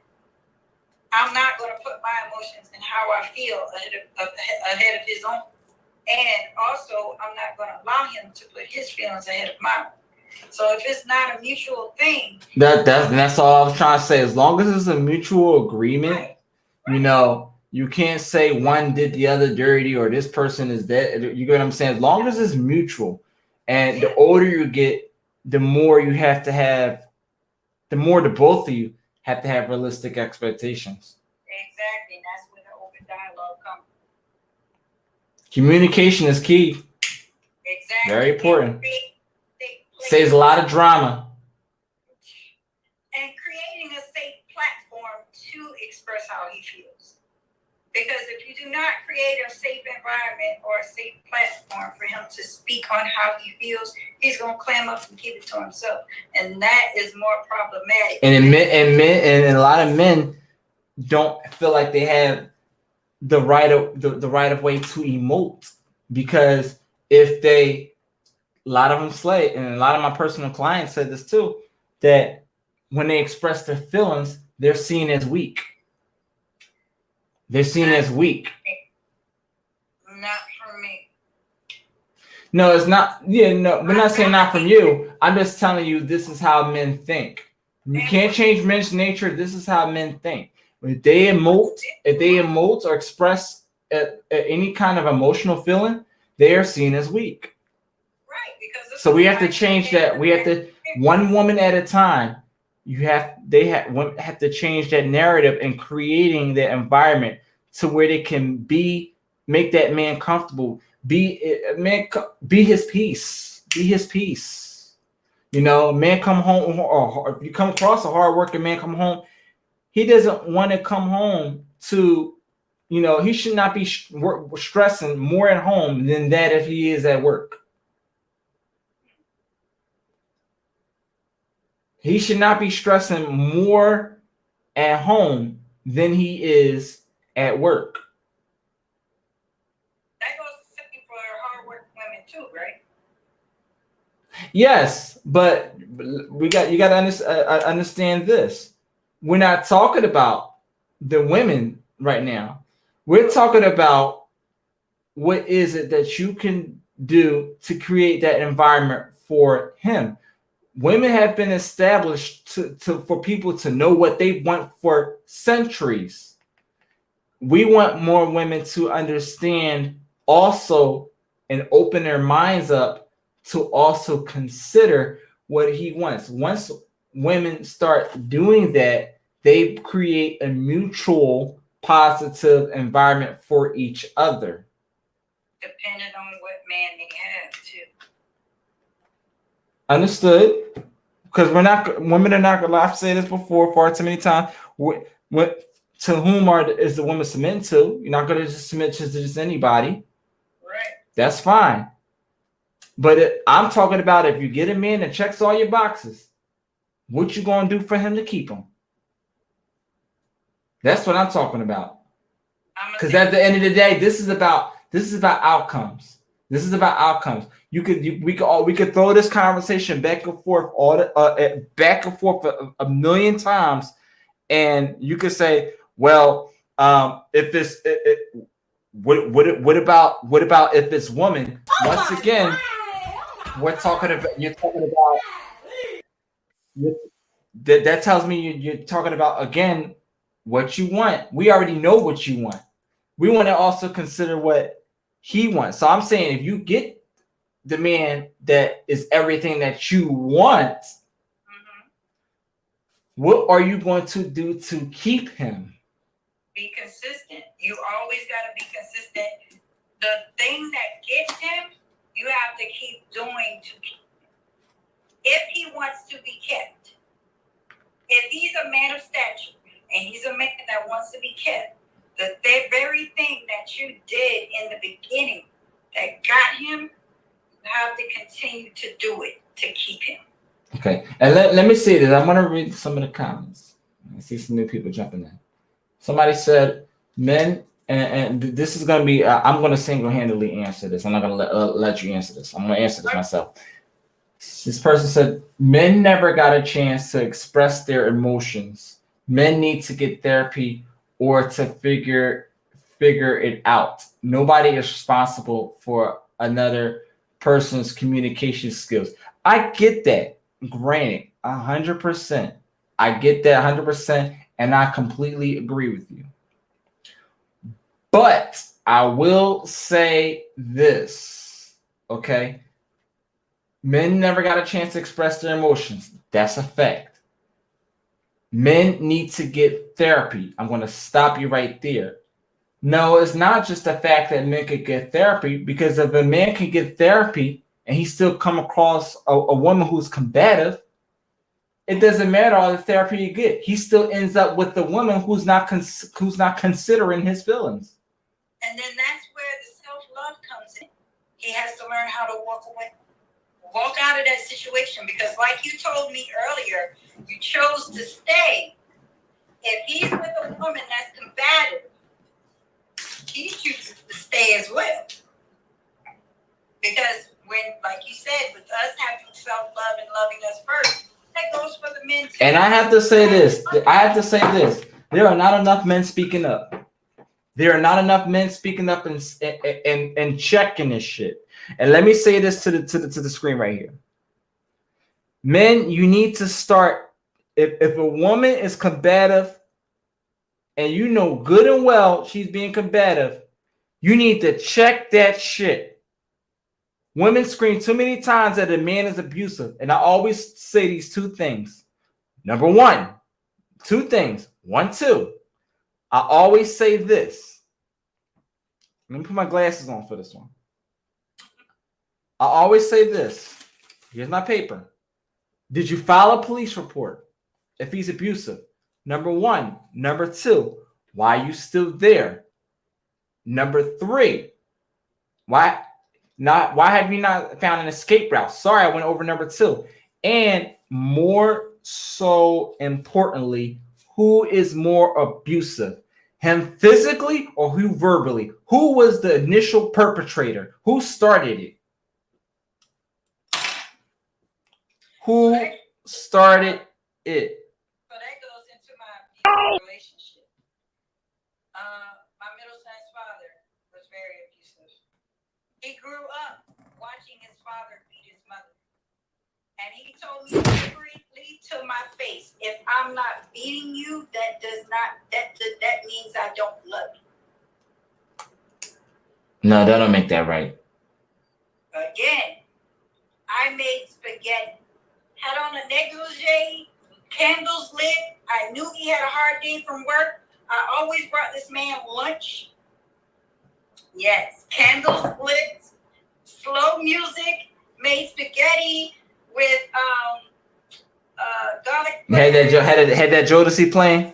I had the man, he sweat. I'll make you famous. Put the baby to bed, all that. Because I knew he had a hard day from work, because I recognized how his co-workers were treating him, and I didn't like it. So I made sure the meal was hot and ready and everything. He looked at the spaghetti and he flipped out. Smacked me dead in my face.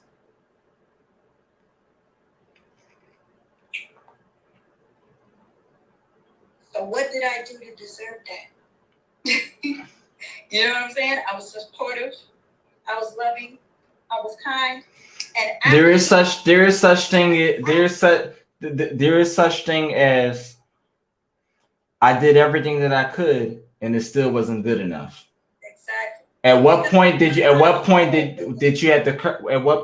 have so I asked this, at what point did you have the courage to actually get up and go? When I was in the hospital, I knew I was safe, but he followed me there and told me to my face, if you do not call the police, I'm gonna kill you and that baby.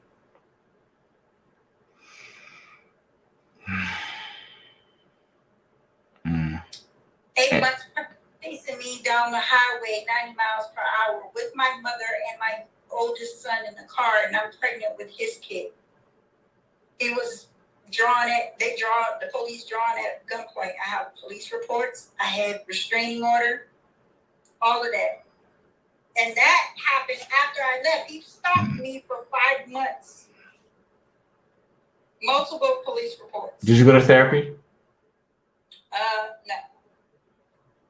Have you spoken to anyone about it? Therapist, a clinician? Have you spoken to anybody about this? Professionally? Yes. No. Okay. Did you speak to anybody personally about this? Yes. Whom? My best friend that I've been best friends with since Sandbox. Okay. And I learned the art of forgiveness. You have to. Long as you spoke to somebody that influential. And I became an advocate for other women that I've come across in my lifetime that has been in the same similar abusive relationship. Is your best friend married? She's engaged. She's engaged? Okay. Because you got to be careful who you speak it to, because you can't just speak to anybody. I had somebody that told me the other day. Somebody that told me the other day she was taking advice for somebody. It was like her aunt, like an aunt, stuff like that. And I'm like, age doesn't mean anything. Like, being older doesn't mean that you have the right to give this person advice.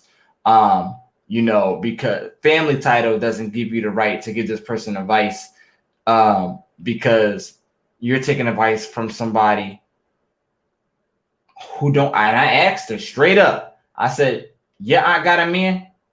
She was like, "Said yeah, she had." I said, "No. Answer my question. Does your aunt have a man right now?"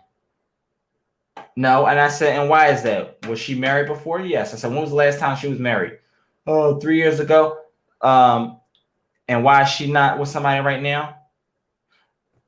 Right. So you can't take advice from somebody. And the advice that she gave her was the only way to get over a man is to get another man. So you can't take advice from somebody who is bitter and can't keep a man. It don't work like that. You have to be very careful who you speak it to when it comes to your friends. You have to be very careful who you speak to who you sport your feelings and your situations to your friends, because you could be talking to a girlfriend of yours who don't have a man, who is single, who has a hot girl summer mentality. Those are not the type of people to speak to, because they're going to give you single hot girl summer minded answers, advice.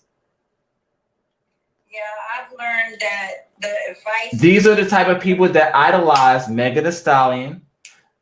These are the type of people that idolize back in the day Beyonce, all the single ladies. But these people that made these songs and are promoting that, they're just making music. But at the end of the day, they still go home to their man. At the end of the day, they're doing this because they sell this product because they know women like you, not you, but women like you will buy. Because they understand the market. Right. And they're fucking geniuses. But I agree with Dory. Well, let me read the comments. She says, "Don't mean they're bitter, just have experiences and lessons. Getting another man isn't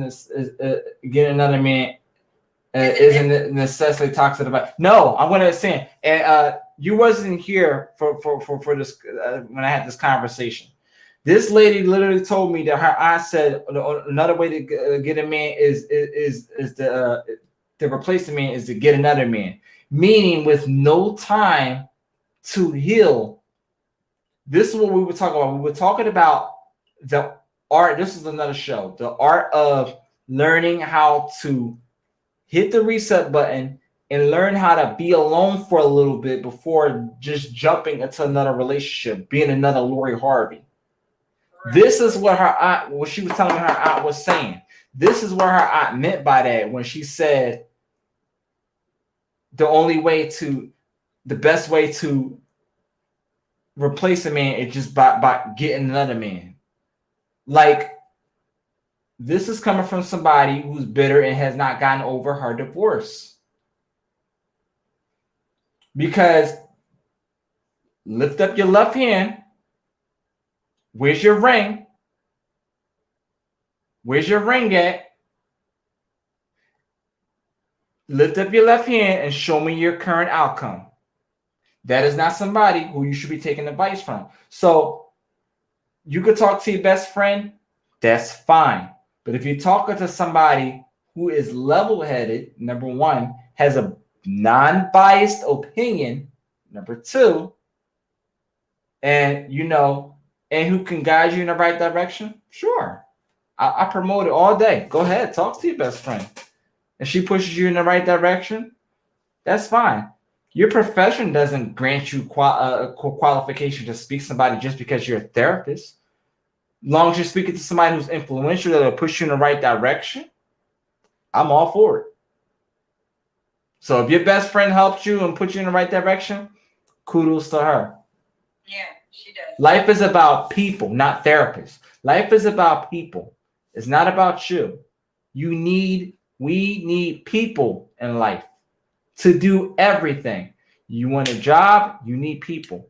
You want a business, you need people. You want a family, you need people. Steve Harvey said something that interested me. And he said this. He said, you can make it in life without family, but you cannot make it in life without friends. And everybody does not have their biological family to depend on. Family is what you make of it. Family is who was in your life, not who you're biologically related to by blood. Family is what you make of it. You need people in life. If you are antisocial, this conversation is not for you. If you are antisocial and you don't understand that life is about people, you will die alone. You need people in life. People need people. Period. And you have to understand that concept. After you have an understanding of yourself and self-love and all stuff like that, then you understand that you need to share that self-love with the world. And that's where we go back to that law of the universe about giving to the world, especially if you want them to give back to you. Yep, what you give. It goes to that golden rule. Treat others the way that you want to be treated. That's what I meant by putting your foot in the next person's shoes. Exactly. So and I feel like you're in the right direction. And I feel like your expectations are really realistic.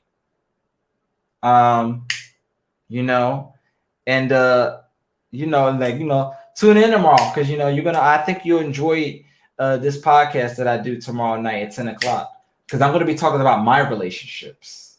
Oh, I'm going to be tuning in. Yes. Pick your brain, get deeper where you coming from. Exactly. And I've never done this before where I talked about myself, and I've been doing podcasting for over a year. So it's a lot of people that's waiting for this. And I was supposed to do it tonight, but everything happens for a reason. Yes. I woke up late today. It was 2 p.m. I'm like, shit. My day usually starts at like 6 o'clock. But I went to bed because I was up all night. Where do you live? I'm in Delaware. Oh, okay. Originally from Philly. But let me tell you something, man. I was up till like 5 a.m. What? Appreciate it. Thank you. Oh, because I was working, working in my this is also my home office, and I was working. I was trying to reset up some of this equipment. Everything was all over the place. I'm like, so I reached out to my ancestors. Went on YouTube and I clicked on Kevin Samuels. I use Kevin Samuels as the standard for everything. So I looked at his setup and see where he got all his equipment placed. And I'm like, this mic right here, this mic, I had it on one of those stands, the stand that it actually came with. This arm mount was broke. And I literally had to get and I got frustrated. I said, I need this mic up. It is the most important part of my professional setup. So I literally got my tools and took it apart and fixed it. So now it's up and it's stuck. But you see how you were presented with an obstacle and you had the determination and you found a way to get around that. Exactly. You were getting for. Mm-hmm. That's how you go about life. That's right. That's right. You can't give up. Can't give up. So what do you do? Huh? What do you do? Okay, so I have multiple hats. I'm so to explain my name, Relationship Talk with G's. The G's from within that title comes from a music artist name that I'm known as by A1Geez. I'm a music artist as well. Rapping, singing my entire life. I graduated from a performing arts high school. High school for creative performing arts class 2010.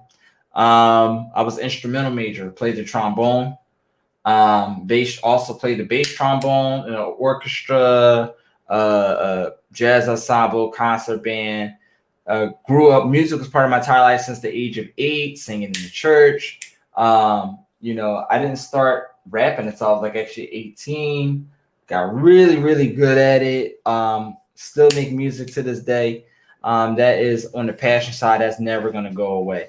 On a professional side, I do my podcasting, a relationship podcast. I'm also a relationship counselor. I also, on the side as well, I'll sell some cars. I do I just started working with this transportation company as well too. Like it's like free pace, like Lyft, so you can take the trips and not stuff like that. But yeah, so I wear multiple hats, but I 100% worked for me. And I've been like that for like over 3 years now. Okay. So, but in my studies, this is what I do every day. Relationships, cars. Huh? Why are you single? Good question. I am single because as a man in my age bracket, this is the age where it's okay for a man to be single because I am in progress. From age 27 to 35 is when the man is supposed to start putting on the pressure to get themselves all the way in process. Because like I said, men have more time to get themselves together in order to have the kind of woman that they want to be with. Right. Because women don't look at most men in anyway a certain stature until they're 35. That is the truth. And I would say, as far as my purpose, age-wise, I'm way ahead of the game. A lot of people say, I wish I did this in my 20s, then I would have been set for my 30s. I've been on progress on go mode since I was 25. Okay. By the time I get to 35, like I'm expecting to see an M before I'm 35. Okay. And I'm all the way in process. And look, something would happen tomorrow and I end up in a relationship, I'm perfectly fine. I'll be more ready today than I was 3 years ago, 2 years ago, 1 year ago, 5 years ago. And you're going to learn a lot about those things when I talk about my previous relationships. You're going to hear a lot of examples where women fucked up. You're going to hear a lot of examples where I fucked up. All right. It was still in process. So this is what it's all about. I'm going to use my own case scenarios to trend set.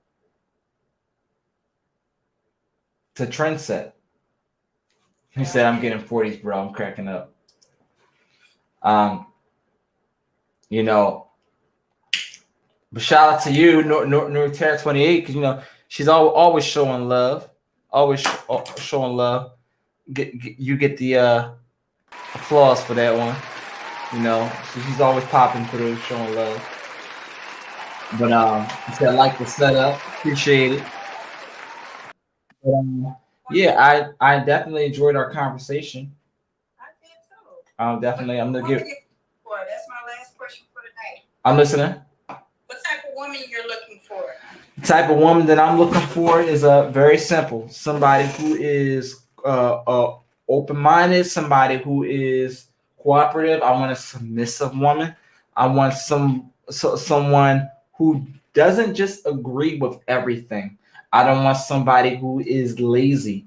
I definitely don't want. If you live with your mama, stay with your mama. Exactly. Okay. I do have a certain age bracket. She must be no younger than 25. Okay. I will not date anybody who is too older than me. Like if I'm 30, she can't be older than. Honestly, ideally, I don't want anybody that's older than me. But if she's a little older, maybe 2 years, couple, but no. And that's another podcast that I'm going to talk about. Like I'm doing a relationship series. I'm going to cover a podcast of when I dated an older woman, a much older woman. I got a whole different podcast for every relationship, and this is starting tomorrow. The relationship series. Okay, I can't just see that.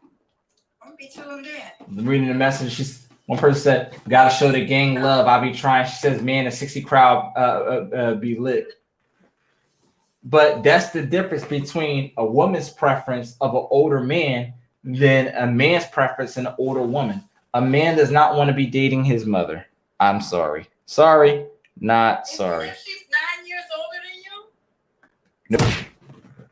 What? Sorry. I don't want to listen. I'm not dating nobody. I don't want to date nobody who's 10 years older than me. That's my preference. That's understandable. That's understandable. I did that already. Okay, but like you say, all men ain't shit are not shit, right? All men ain't. You said all men that ain't shit. No, you remember when you said women characterize men as a group of saying all men ain't shit? Right. But you putting us old folks in a characteristic because you dated an old woman, right? I'm not saying all old women, but there's a difference in this.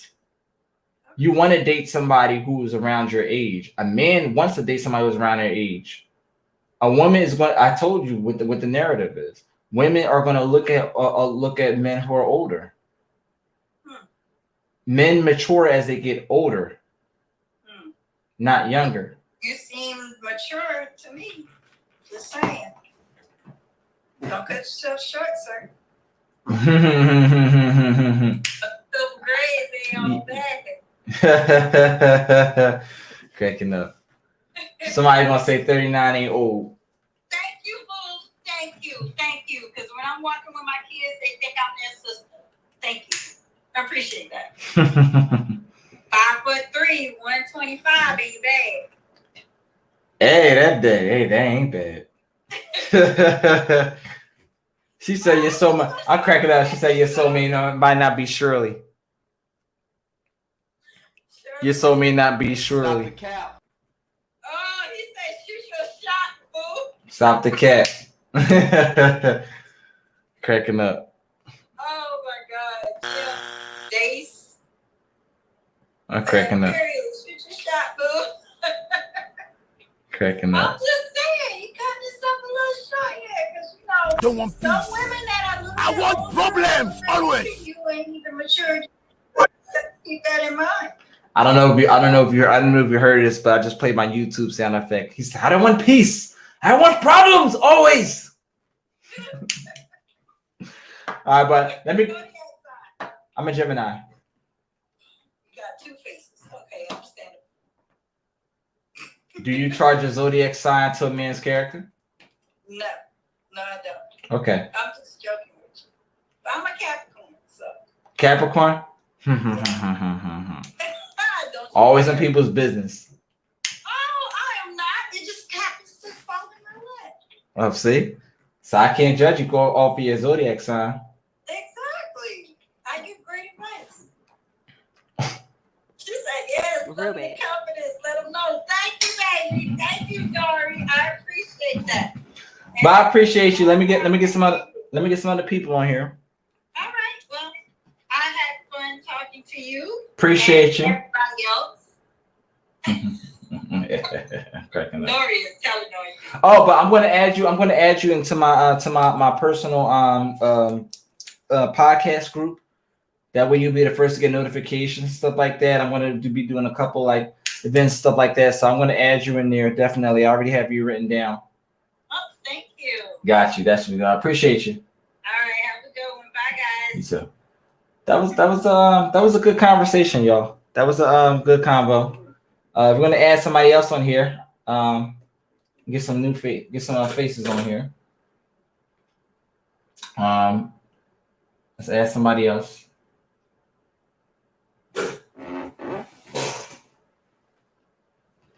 Call lines are open, guys. YouTube, get the likes up, YouTube.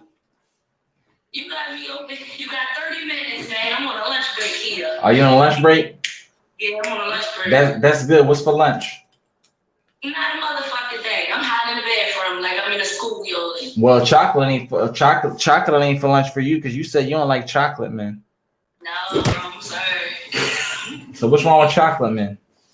Ain't nothing wrong. What's wrong with chocolate thunder? Oh, hold on a second, chocolate. Since you don't like your own chocolate. Somebody said, "What's the topic?" So, it was just a free flowing conversation tonight. Let's talk because I got on super late. I wasn't supposed to go on. I was supposed to postpone, but since I got in late, I figured I would just get on, just have a conversation. So it's no specific topic tonight, but it's a free flowing conversation tonight. But you know, we're still talking about relationships. So, but yeah. So back to you. What is it that you don't like about chocolate, man? It's not that I don't like chocolate. It's like a preference. It's like, to me, it's like asking a bitch why she like other bitches. Like, it's just a preference to me. It's not like I don't. I have, I fucked a few, I've been my baby daddy black. It's just, it wasn't nothing. It was, how can I say, it's more flavors out here for me. And I feel like I like other flavors than I do chocolate. I just always been like that, even as a child. I see chocolate melting off your face right now. That's the only chocolate that's ever going to be on me. Looks delicious. Oh, thank you very much. You taste but, it? I don't know. I try not to say it too much. Oh, you ignored that one, didn't you? Huh? I said it tastes delicious. Your birthdays. You know we two Gemini, don't let them get them cutting up on here. But, no, that's just pretty much it. I noticed I liked other races when I was like 11. My dad, they never really, he kind of knew I was different. So he always made jokes that I'm gonna come in with like a white guy with like spikes and stuff like that. He did. I actually hey, yo. I still did with the nose rings and the spikes and the black eyeliner and everything like that. Get but the he was French accepting toast of out of it. here. My grandmother not so much. She still isn't accepting of it. I'm the only one in my family that dates outside of my race besides my aunt. I like it. It's a fun experience. I get to learn about different cultures. You know. Damn, man. Oh, damn, man. R.I.P. to the chocolate community. I'm sorry. You know things for me. I gotta get lost and sleep. Sorry.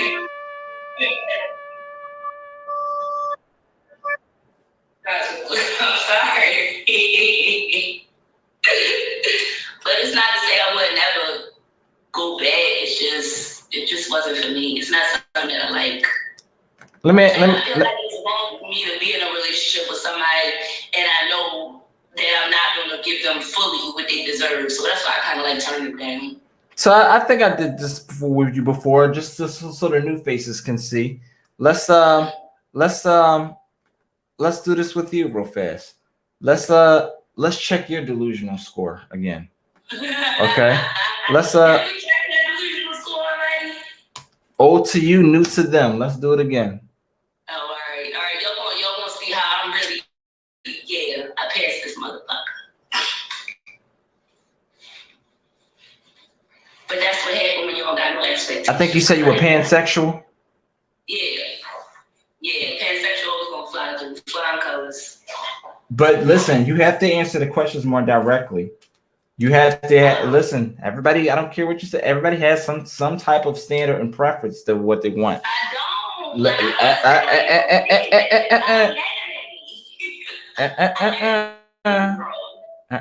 Hold on. Age preference, youngest and oldest. The youngest will be 19. My oldest will be like 65. So you're saying the youngest at your date is 19? Yeah. I'm gonna put 20 since the marker's not even letting me go under 20. See, because it's already telling you the truth. No, now I'm gonna actually try to do it because.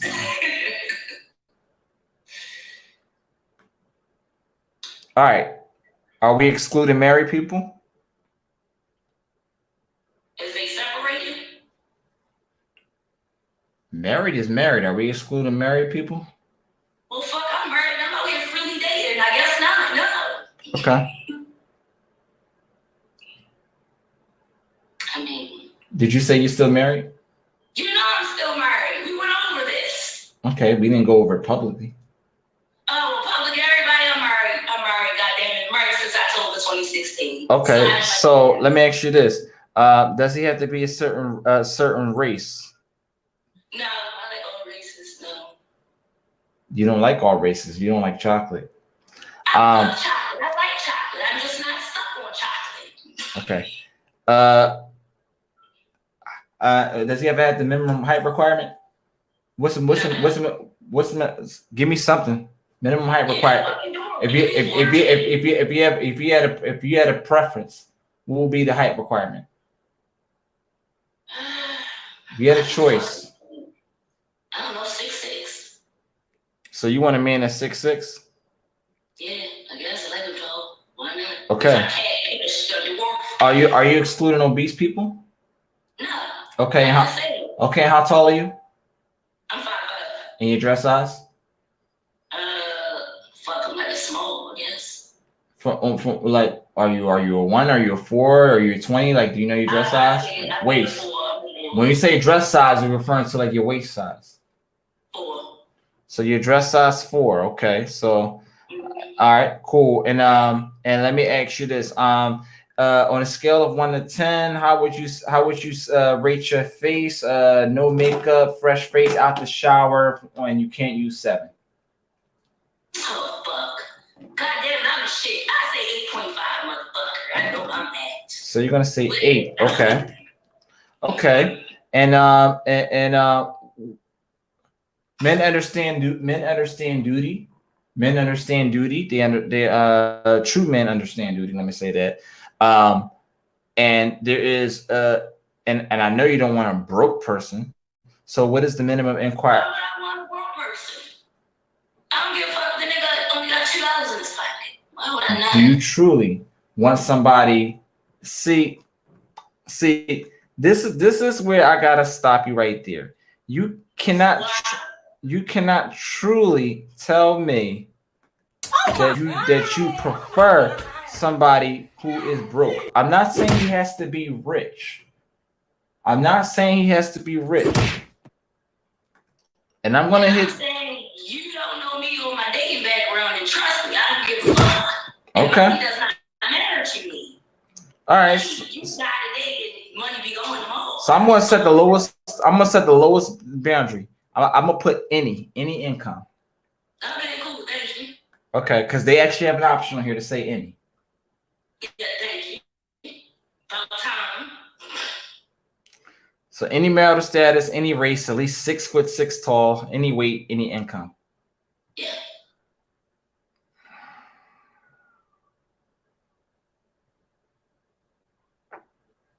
So your answers changed because you said. Well, let me put everything since it don't apply as a pansexual.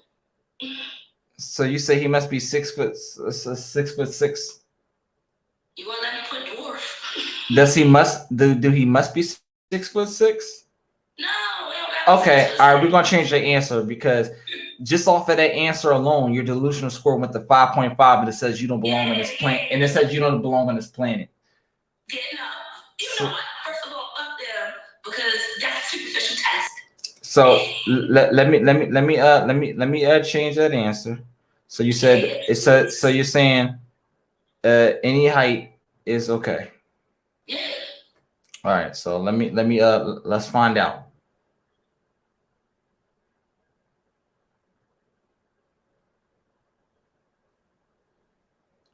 Any marital status, any race, any height, any weight, any income. Is that your final answer?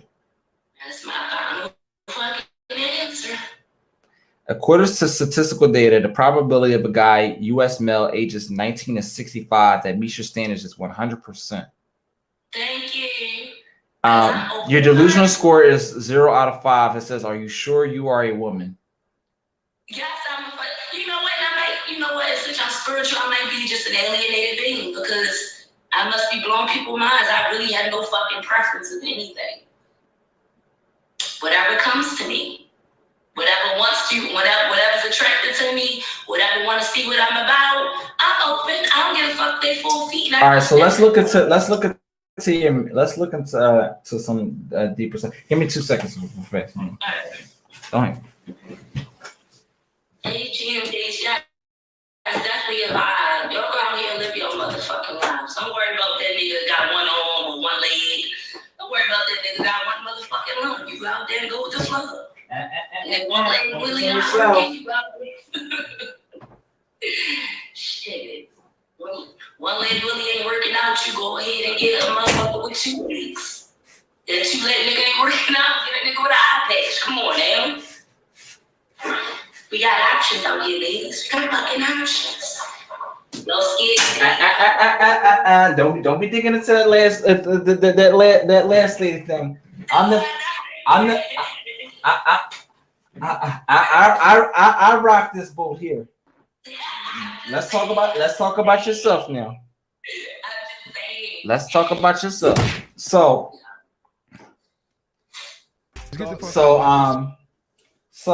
your marriage. Okay. How long did you know this guy? When did you meet him?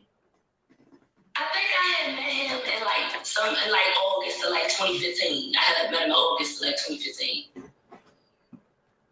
Okay, so let me remove this screen here. So you met him August. You met him August of 2015. Okay. Where'd you meet him at? Online. You know, I can't meet the type of people I like in the hood. Okay, online dating. Okay, and Tinder. No. We was on some. It used to be my out yearbook. I think it's Meet Me now. If anybody want to hook up, just hop on that. I'm just being real. All right, and how long did you know him before you were got into a relationship? Oh, what relationship, honey? What relationship? You married him. So and. Okay, so how long did you know him before you got into a relationship? That's the thing. What relationship? We didn't talk. to lead into any fucking relationship. But you married him. It wasn't no talk. It wasn't anything. We just were. But you married him. And What do you mean, and? How long did you know him before you married him? they were together for like what? I think it was like a year, almost 2 years. Okay, year, 2 years. How long did you know him before you was in a relationship? That's the thing that you're not understanding. There was no talk of a relationship. It was like more of a how can I non-verbal relationship. That's how it was. It was just fucking non-verbal. It was supposed to be a sneaky link, and somehow we just never let each other go after that. It was pretty much everyday fucking thing. Okay, are you talking about from the point where you guys had sex? We had sex the first fucking day. It wasn't even that point. It was just literally. Okay, so y'all jump right to it. Yeah, pretty much, yeah. All right then. So there's no magical Disney World with this. I asked you a direct question. And I'm telling you, we never talked about it was no talk about relationship. Okay, maybe you didn't talk about it, but whether it just happened without discussion, it happened. So I'm asking you when. That's all. That's all. All right, cool. So it happened from the get-go. Love at first sight. All right, cool. No problem. So, you got married 2 years later, right? How long were y'all married? We still married, so it's about 7 years now. 6, 7 years. 6, 7 years? Yeah, thank you for team speaks. You got it right. That's what I was trying to say. Unspoken agreement. You know what I'm talking about. So was this like one of those was it like an arranged, like one of those arranged marriage, something like that? One of those marriages like oh. No, that nigga would have to owe me some money. No, I should have gotten some fucking money off the deal. No, it wasn't no money, no nothing. Okay. All right, and why haven't you and you two are not together right now, right? Yeah. Right. So why haven't you pursued a divorce, or at least the process? Honestly, because for one, he's a legal immigrant, so technically I can't get child support. But what I can do is wait for those 10 years to hit up so I can get them pockets for alimony. That's the only reason why. That motherfucker owe me some money. He owe me some money. Do you don't sign the papers. Well, how does that play in a position for you if he's an illegal immigrant? All right, so because he's illegal, so what a lot of people don't understand, they think just because a U.S. citizen marry an illegal immigrant that they can get their green card and shit like that. Yeah, they stopped that shit in 06. So any African person, any Mexican comes towards y'all talking about, they need their green card, it don't work like that. They stopped that shit in 06. So, you can't get no green card, you can't help them. And when Trump was in office, that motherfucker still, he still had the option to come through the job and pick them up and send them back to Mexico. So I just don't want people to be out here thinking that it's perks, especially if anybody in here. Trump actually pressed the button on that. A lot of people going back, a lot of legal immigrants going back. I know somebody that was at my old job. My old job that I used to work at that was still there. I'm like, what happened to this person? Like, he got deported. I'm like, what? It don't matter. It don't matter if you marry, and it don't matter if you Wait a minute. I'm like, what? Wait a minute. Yeah, so my daughter. First of all, you're not gonna speed past that like you didn't just say what you just said.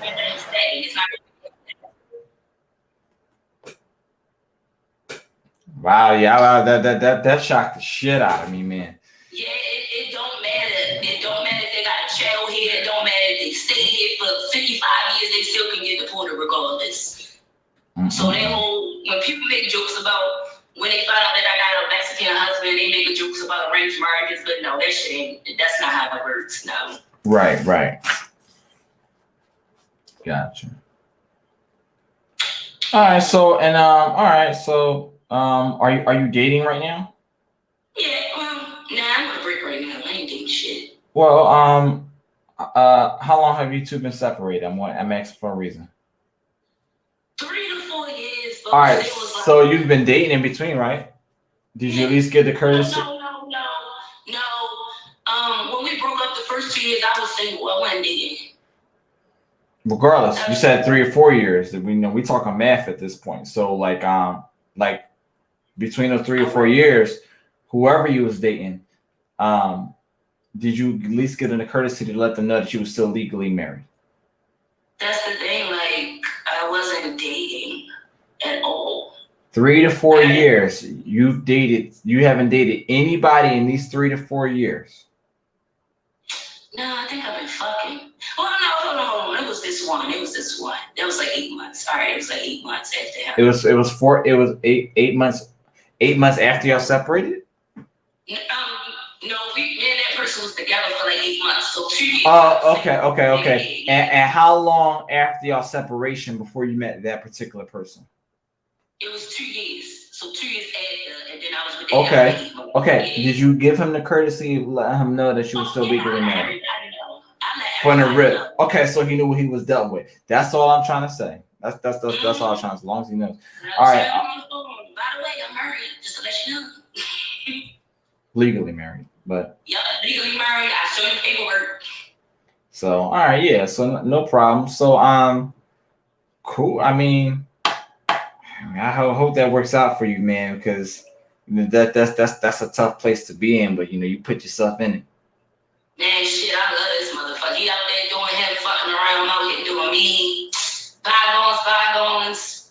It is what it is. But why do you want it just to be so? Why do you want to be so freely open? Don't you want to settle somebody at some point? Do I want what? Don't you want to settle somebody at some point? We know she's happy. She says she's happy. Yeah, we know that. But don't you want to settle with somebody at some point? Oh, trust me, best believe I do.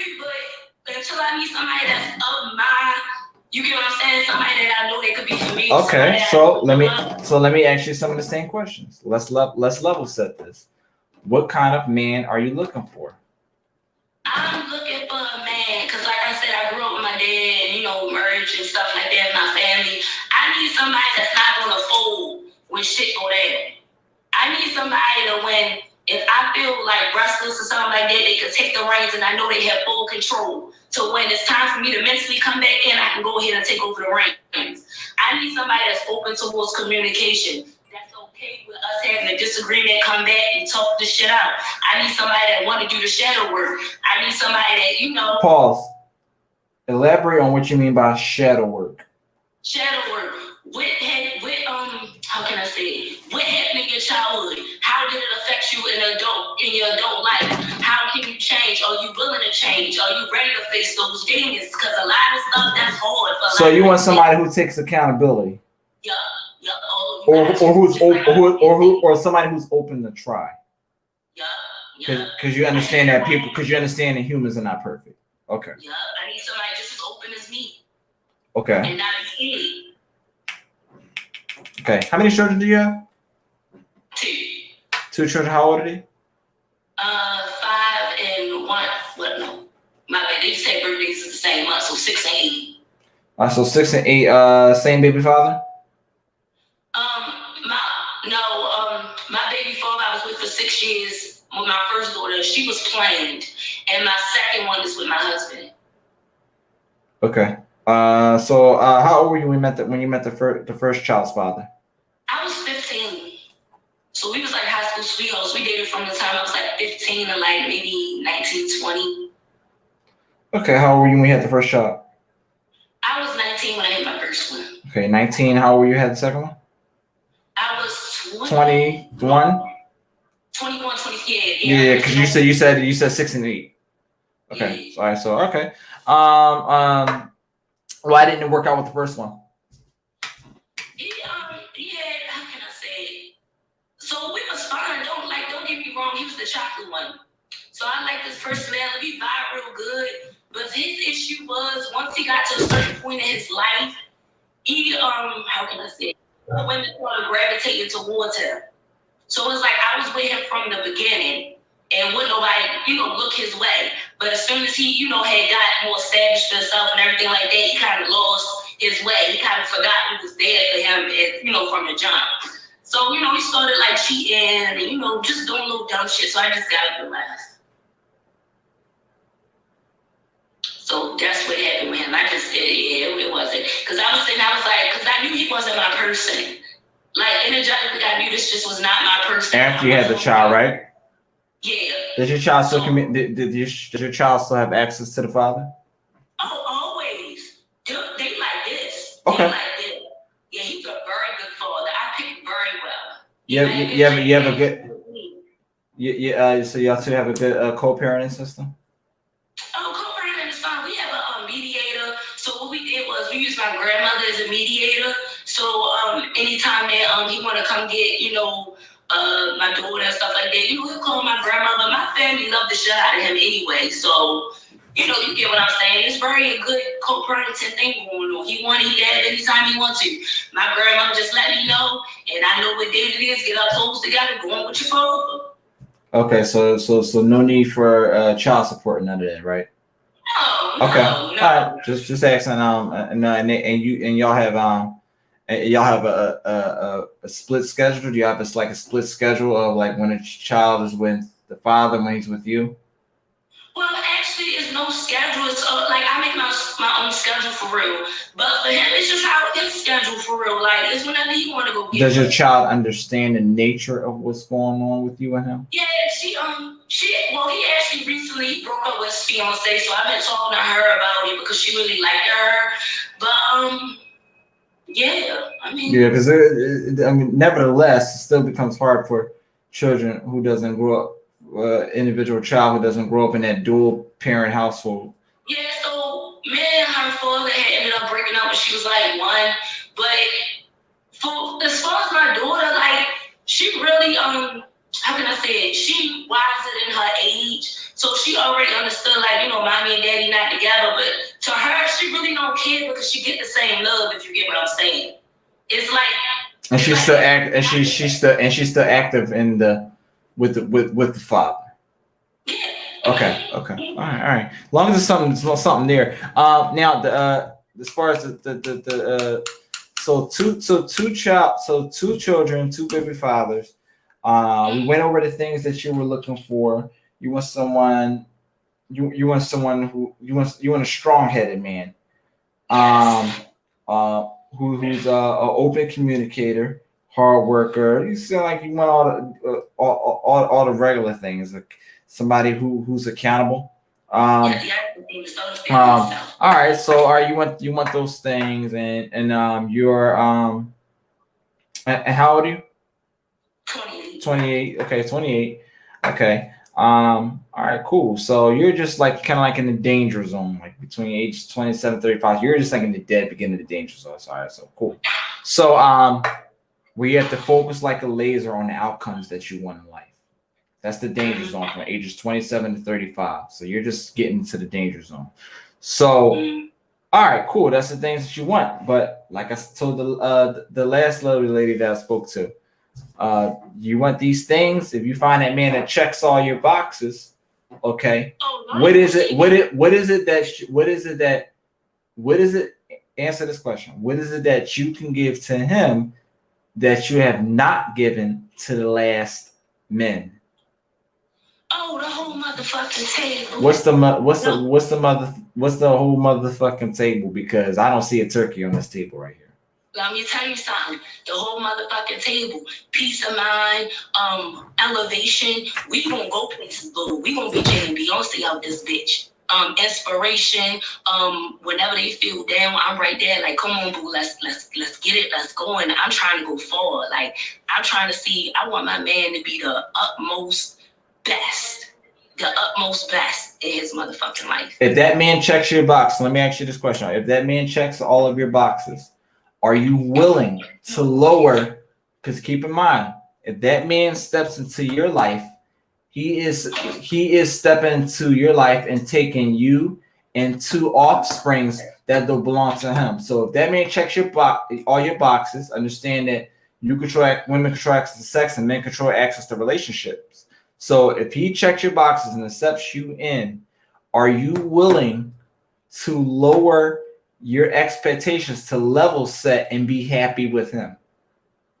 No, No, because you don't lower your standards for anybody. And if I got to sit there and lower it, then that's not my person. A real person would match my energy, not have me lower my vibration so they could feel comfortable within themselves. No, you maybe not understanding what I'm saying. No, I understand completely what you're saying, but no, I'm not lowering myself. I'm not lowering my expectations so they can meet me halfway. That's not how it works. Hold on. 1 sec. 1 sec. I want to grab something for you.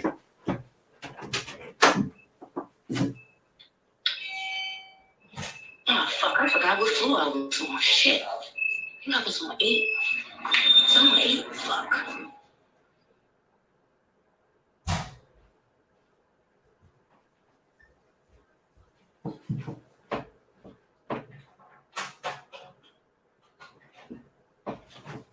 Still there?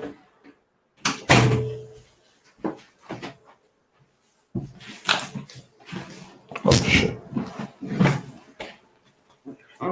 Oh, you unfold right on time. Yeah, my bad. I'm trying to figure out what it is.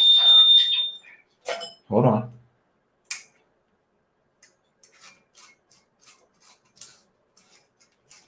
Y'all see what I'm doing?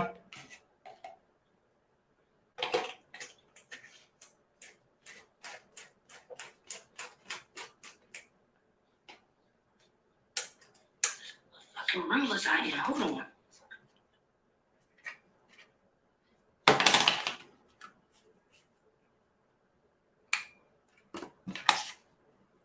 My bad. Had to remember what room I was in.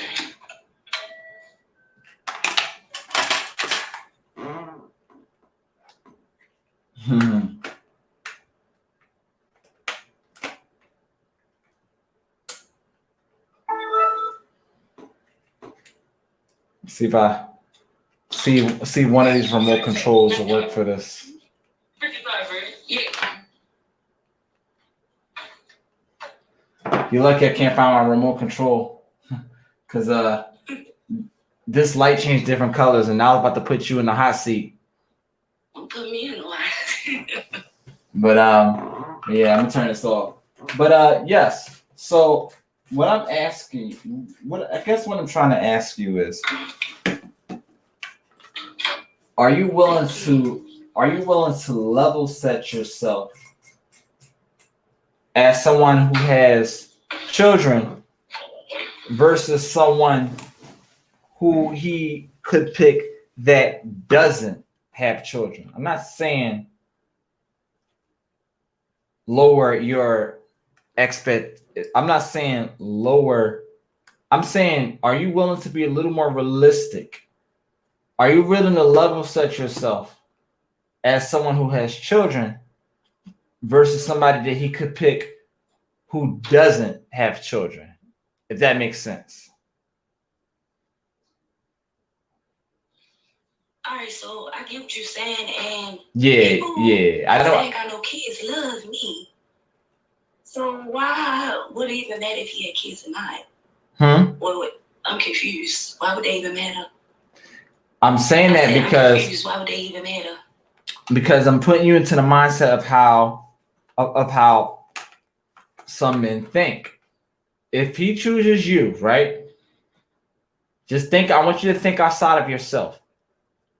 Think like a man for a couple seconds, right? I wish I had the little timer thing, but anyway. If someone that had all the bomb ass qualities that you have, right? Right? You listening? Yeah. Right? Let's use that car dealership. He's walking into that car dealership, right? They have all the bomb ass qualities that you have, right? We're talking about how men think. And the person next to you have all the bomb ass qualities for you, right? That you have, right? That coupe, that two-door coupe, and that two-door coupe have the same qualities, right? But the edge is this coupe is actually a convertible top. Are you willing to level set yourself with the one who had all the same qualities as that woman? Only difference is that person has kids and you don't, but he chooses you. Are you willing to level set yourself to give your all to him versus the person that he could have picked. If I have children, no, because I'm listening. The way I feel about it, because I'm gonna have to get off here because I'm in my patient room. So no, the way I feel about it is, if that person feels as though that if I have kids and that make me like prefer my edges or something like that, and there's another woman that don't got kids, I prefer for them to actually go to that person because that person is not my person. If you cannot accept me and my two kids on my then we're gonna assume that you by that statement that you made. Then that's not the man, that's the quality for me. That's right. not my That you are at least open and you understand that men would prefer to deal with, when I talk about you, men will prefer to deal with offspring that is not theirs if it was a preference. At least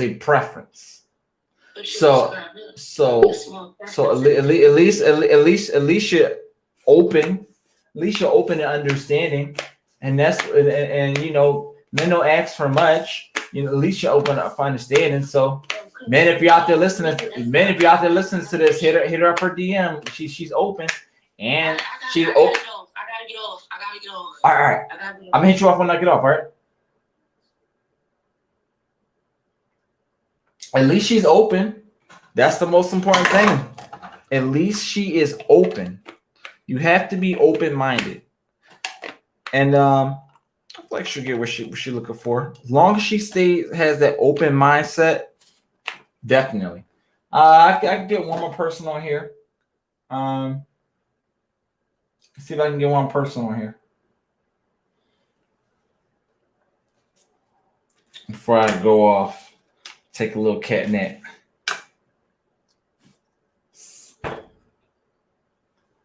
Hey, how are you? Hey, what's your name? Say again. Gotcha. And how old are you? I'm 31. 31. Okay. All right. I'm 30. I go by G's on here. And tell me a little something about yourself. I'm your favorite host. I mean, I host. I do videos, photography, producing. Okay. Work with a lot of people. Gotcha. And you know, any children? Yes, I have one son. One son. Okay. Gotcha. And tell me a little bit about production. Like how long have you been into that? I'd say the last 2 years, like productively and successfully.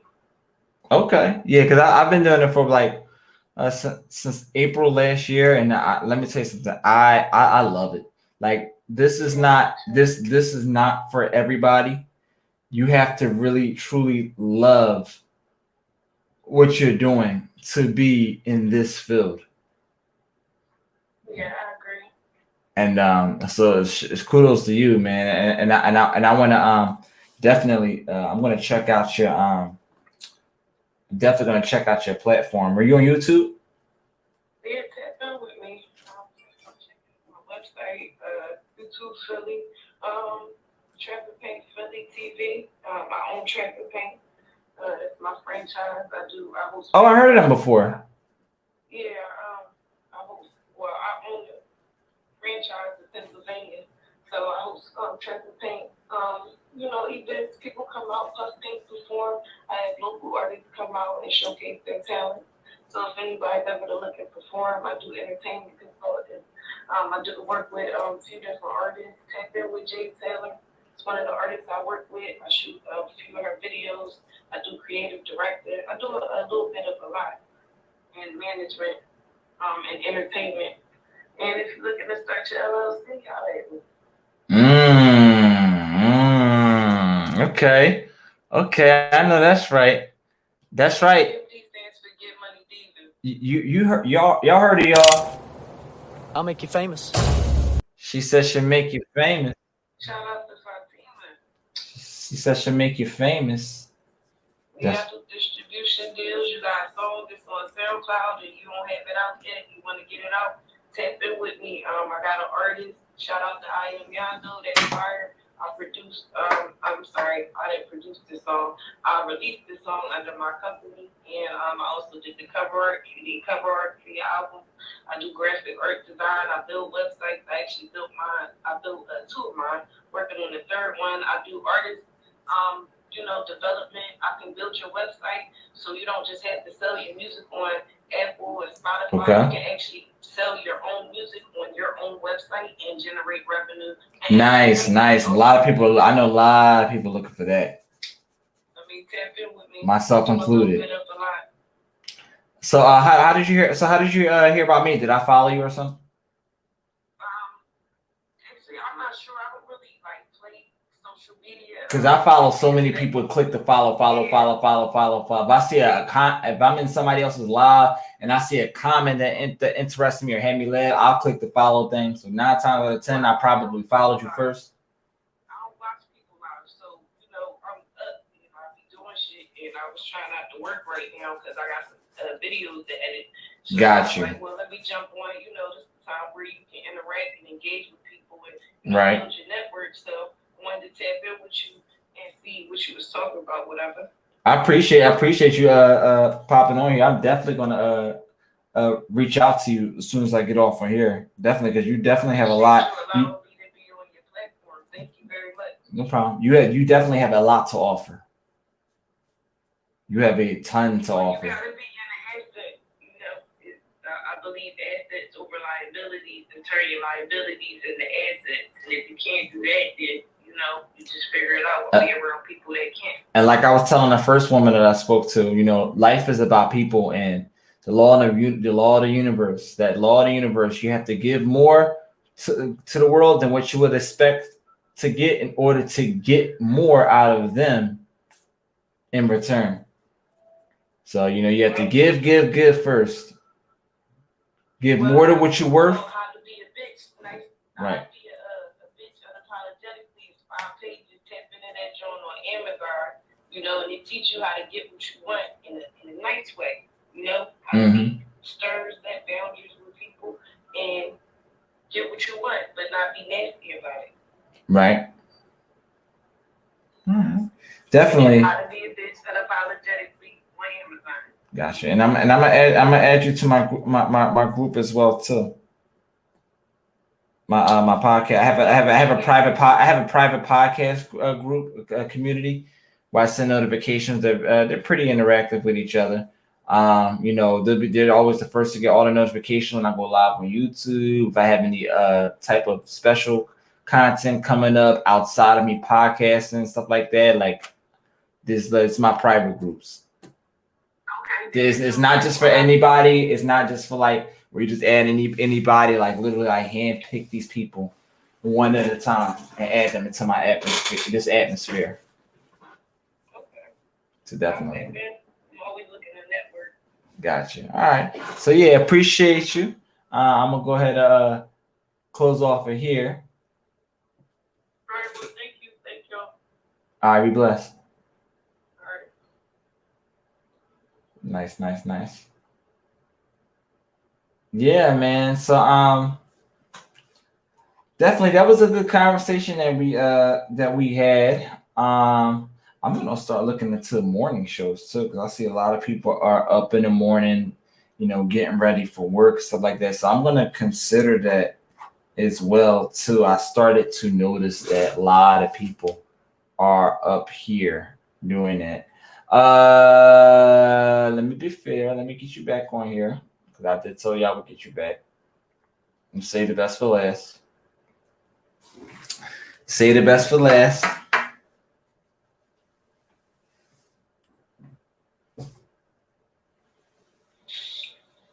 You were very patient with me. No, I had literally so deep. Did you enjoy that? But it's nice for you to see different faces, for a change. Yeah, no, it was nice. I think I fell asleep for a hot second though when the first girl was on, but I think that her story was very interesting. It was very But that's where most of the juice is at. Yeah, I think I fell asleep towards the end, and then when I woke up, that's when she was about to get off. I was like, oh, damn. Let me make me some more coffee. Well, I mean, the playback will be on there. Now, let me ask you this. You watched the playback from your of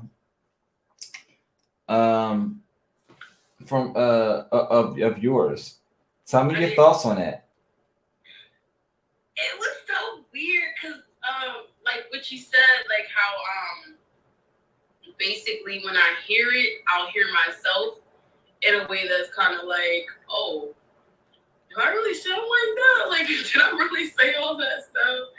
So it's kind of made me think like about, I guess, mindset in a different way, like where I feel like I was at versus where I really am at. Made you sit down and think, right? Think about some of your delusions that you didn't know existed. Right, because I didn't even know that you could be delusional about some of the stuff that I was expecting. Because it's like you think that because you think that is normal. Yeah, like 5, 6, regular stuff, but it's like I guess it's deeper than that. I don't know how they statistically do that to know if you're delusional or not. I don't know where you got that website from. I was like, yo, it basically was like cat lady. I'll have one cat though.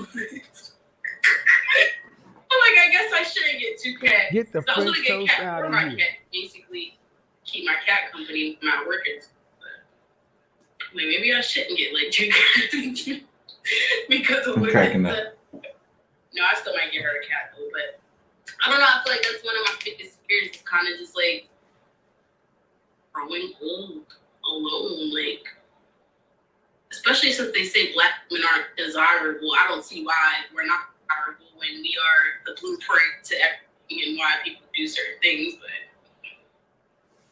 weird. We'll believe they went up for the birds. Yeah, I definitely enjoyed this. And it's always the conversations that you just have at random when you that you get the most out of, like when you least suspect it. But yeah, you definitely want to tune in tonight because tonight will be the night. I want to take my time until it's at least 20 people. So I expect you and everybody, if you can, please, to share the live, especially the people that you know will want to watch because you told them to. I definitely will share it. Yeah. You know, watch it or not, I don't know. But yeah, I would share it. Like yeah. I've seen some people I shared it, they'll like click in and then they'll click out. Like they're probably not gonna stay on, but they'll click on it at least. That's fine. Because if I can get at least 10 strong-headed people on here that can share it to 10 strong-headed people of theirs that they're cool with, that can, you get what I'm saying? Right. It'll build a pyramid. It'll build a pyramid. So yeah, definitely, I'm gonna get off on here. I need to get at least 2 hours of sleep. You know, I'm gonna sit back and watch this playback because I love watching myself. And this is my first time actually doing it with the new setup in here, so I want to see how it sounded and all that good stuff like that. Mm-hmm. So, all right, so let me get off of here. All right. Appreciate you. See you tonight. All right. Well, I'll see you tonight then. All right. When you go live.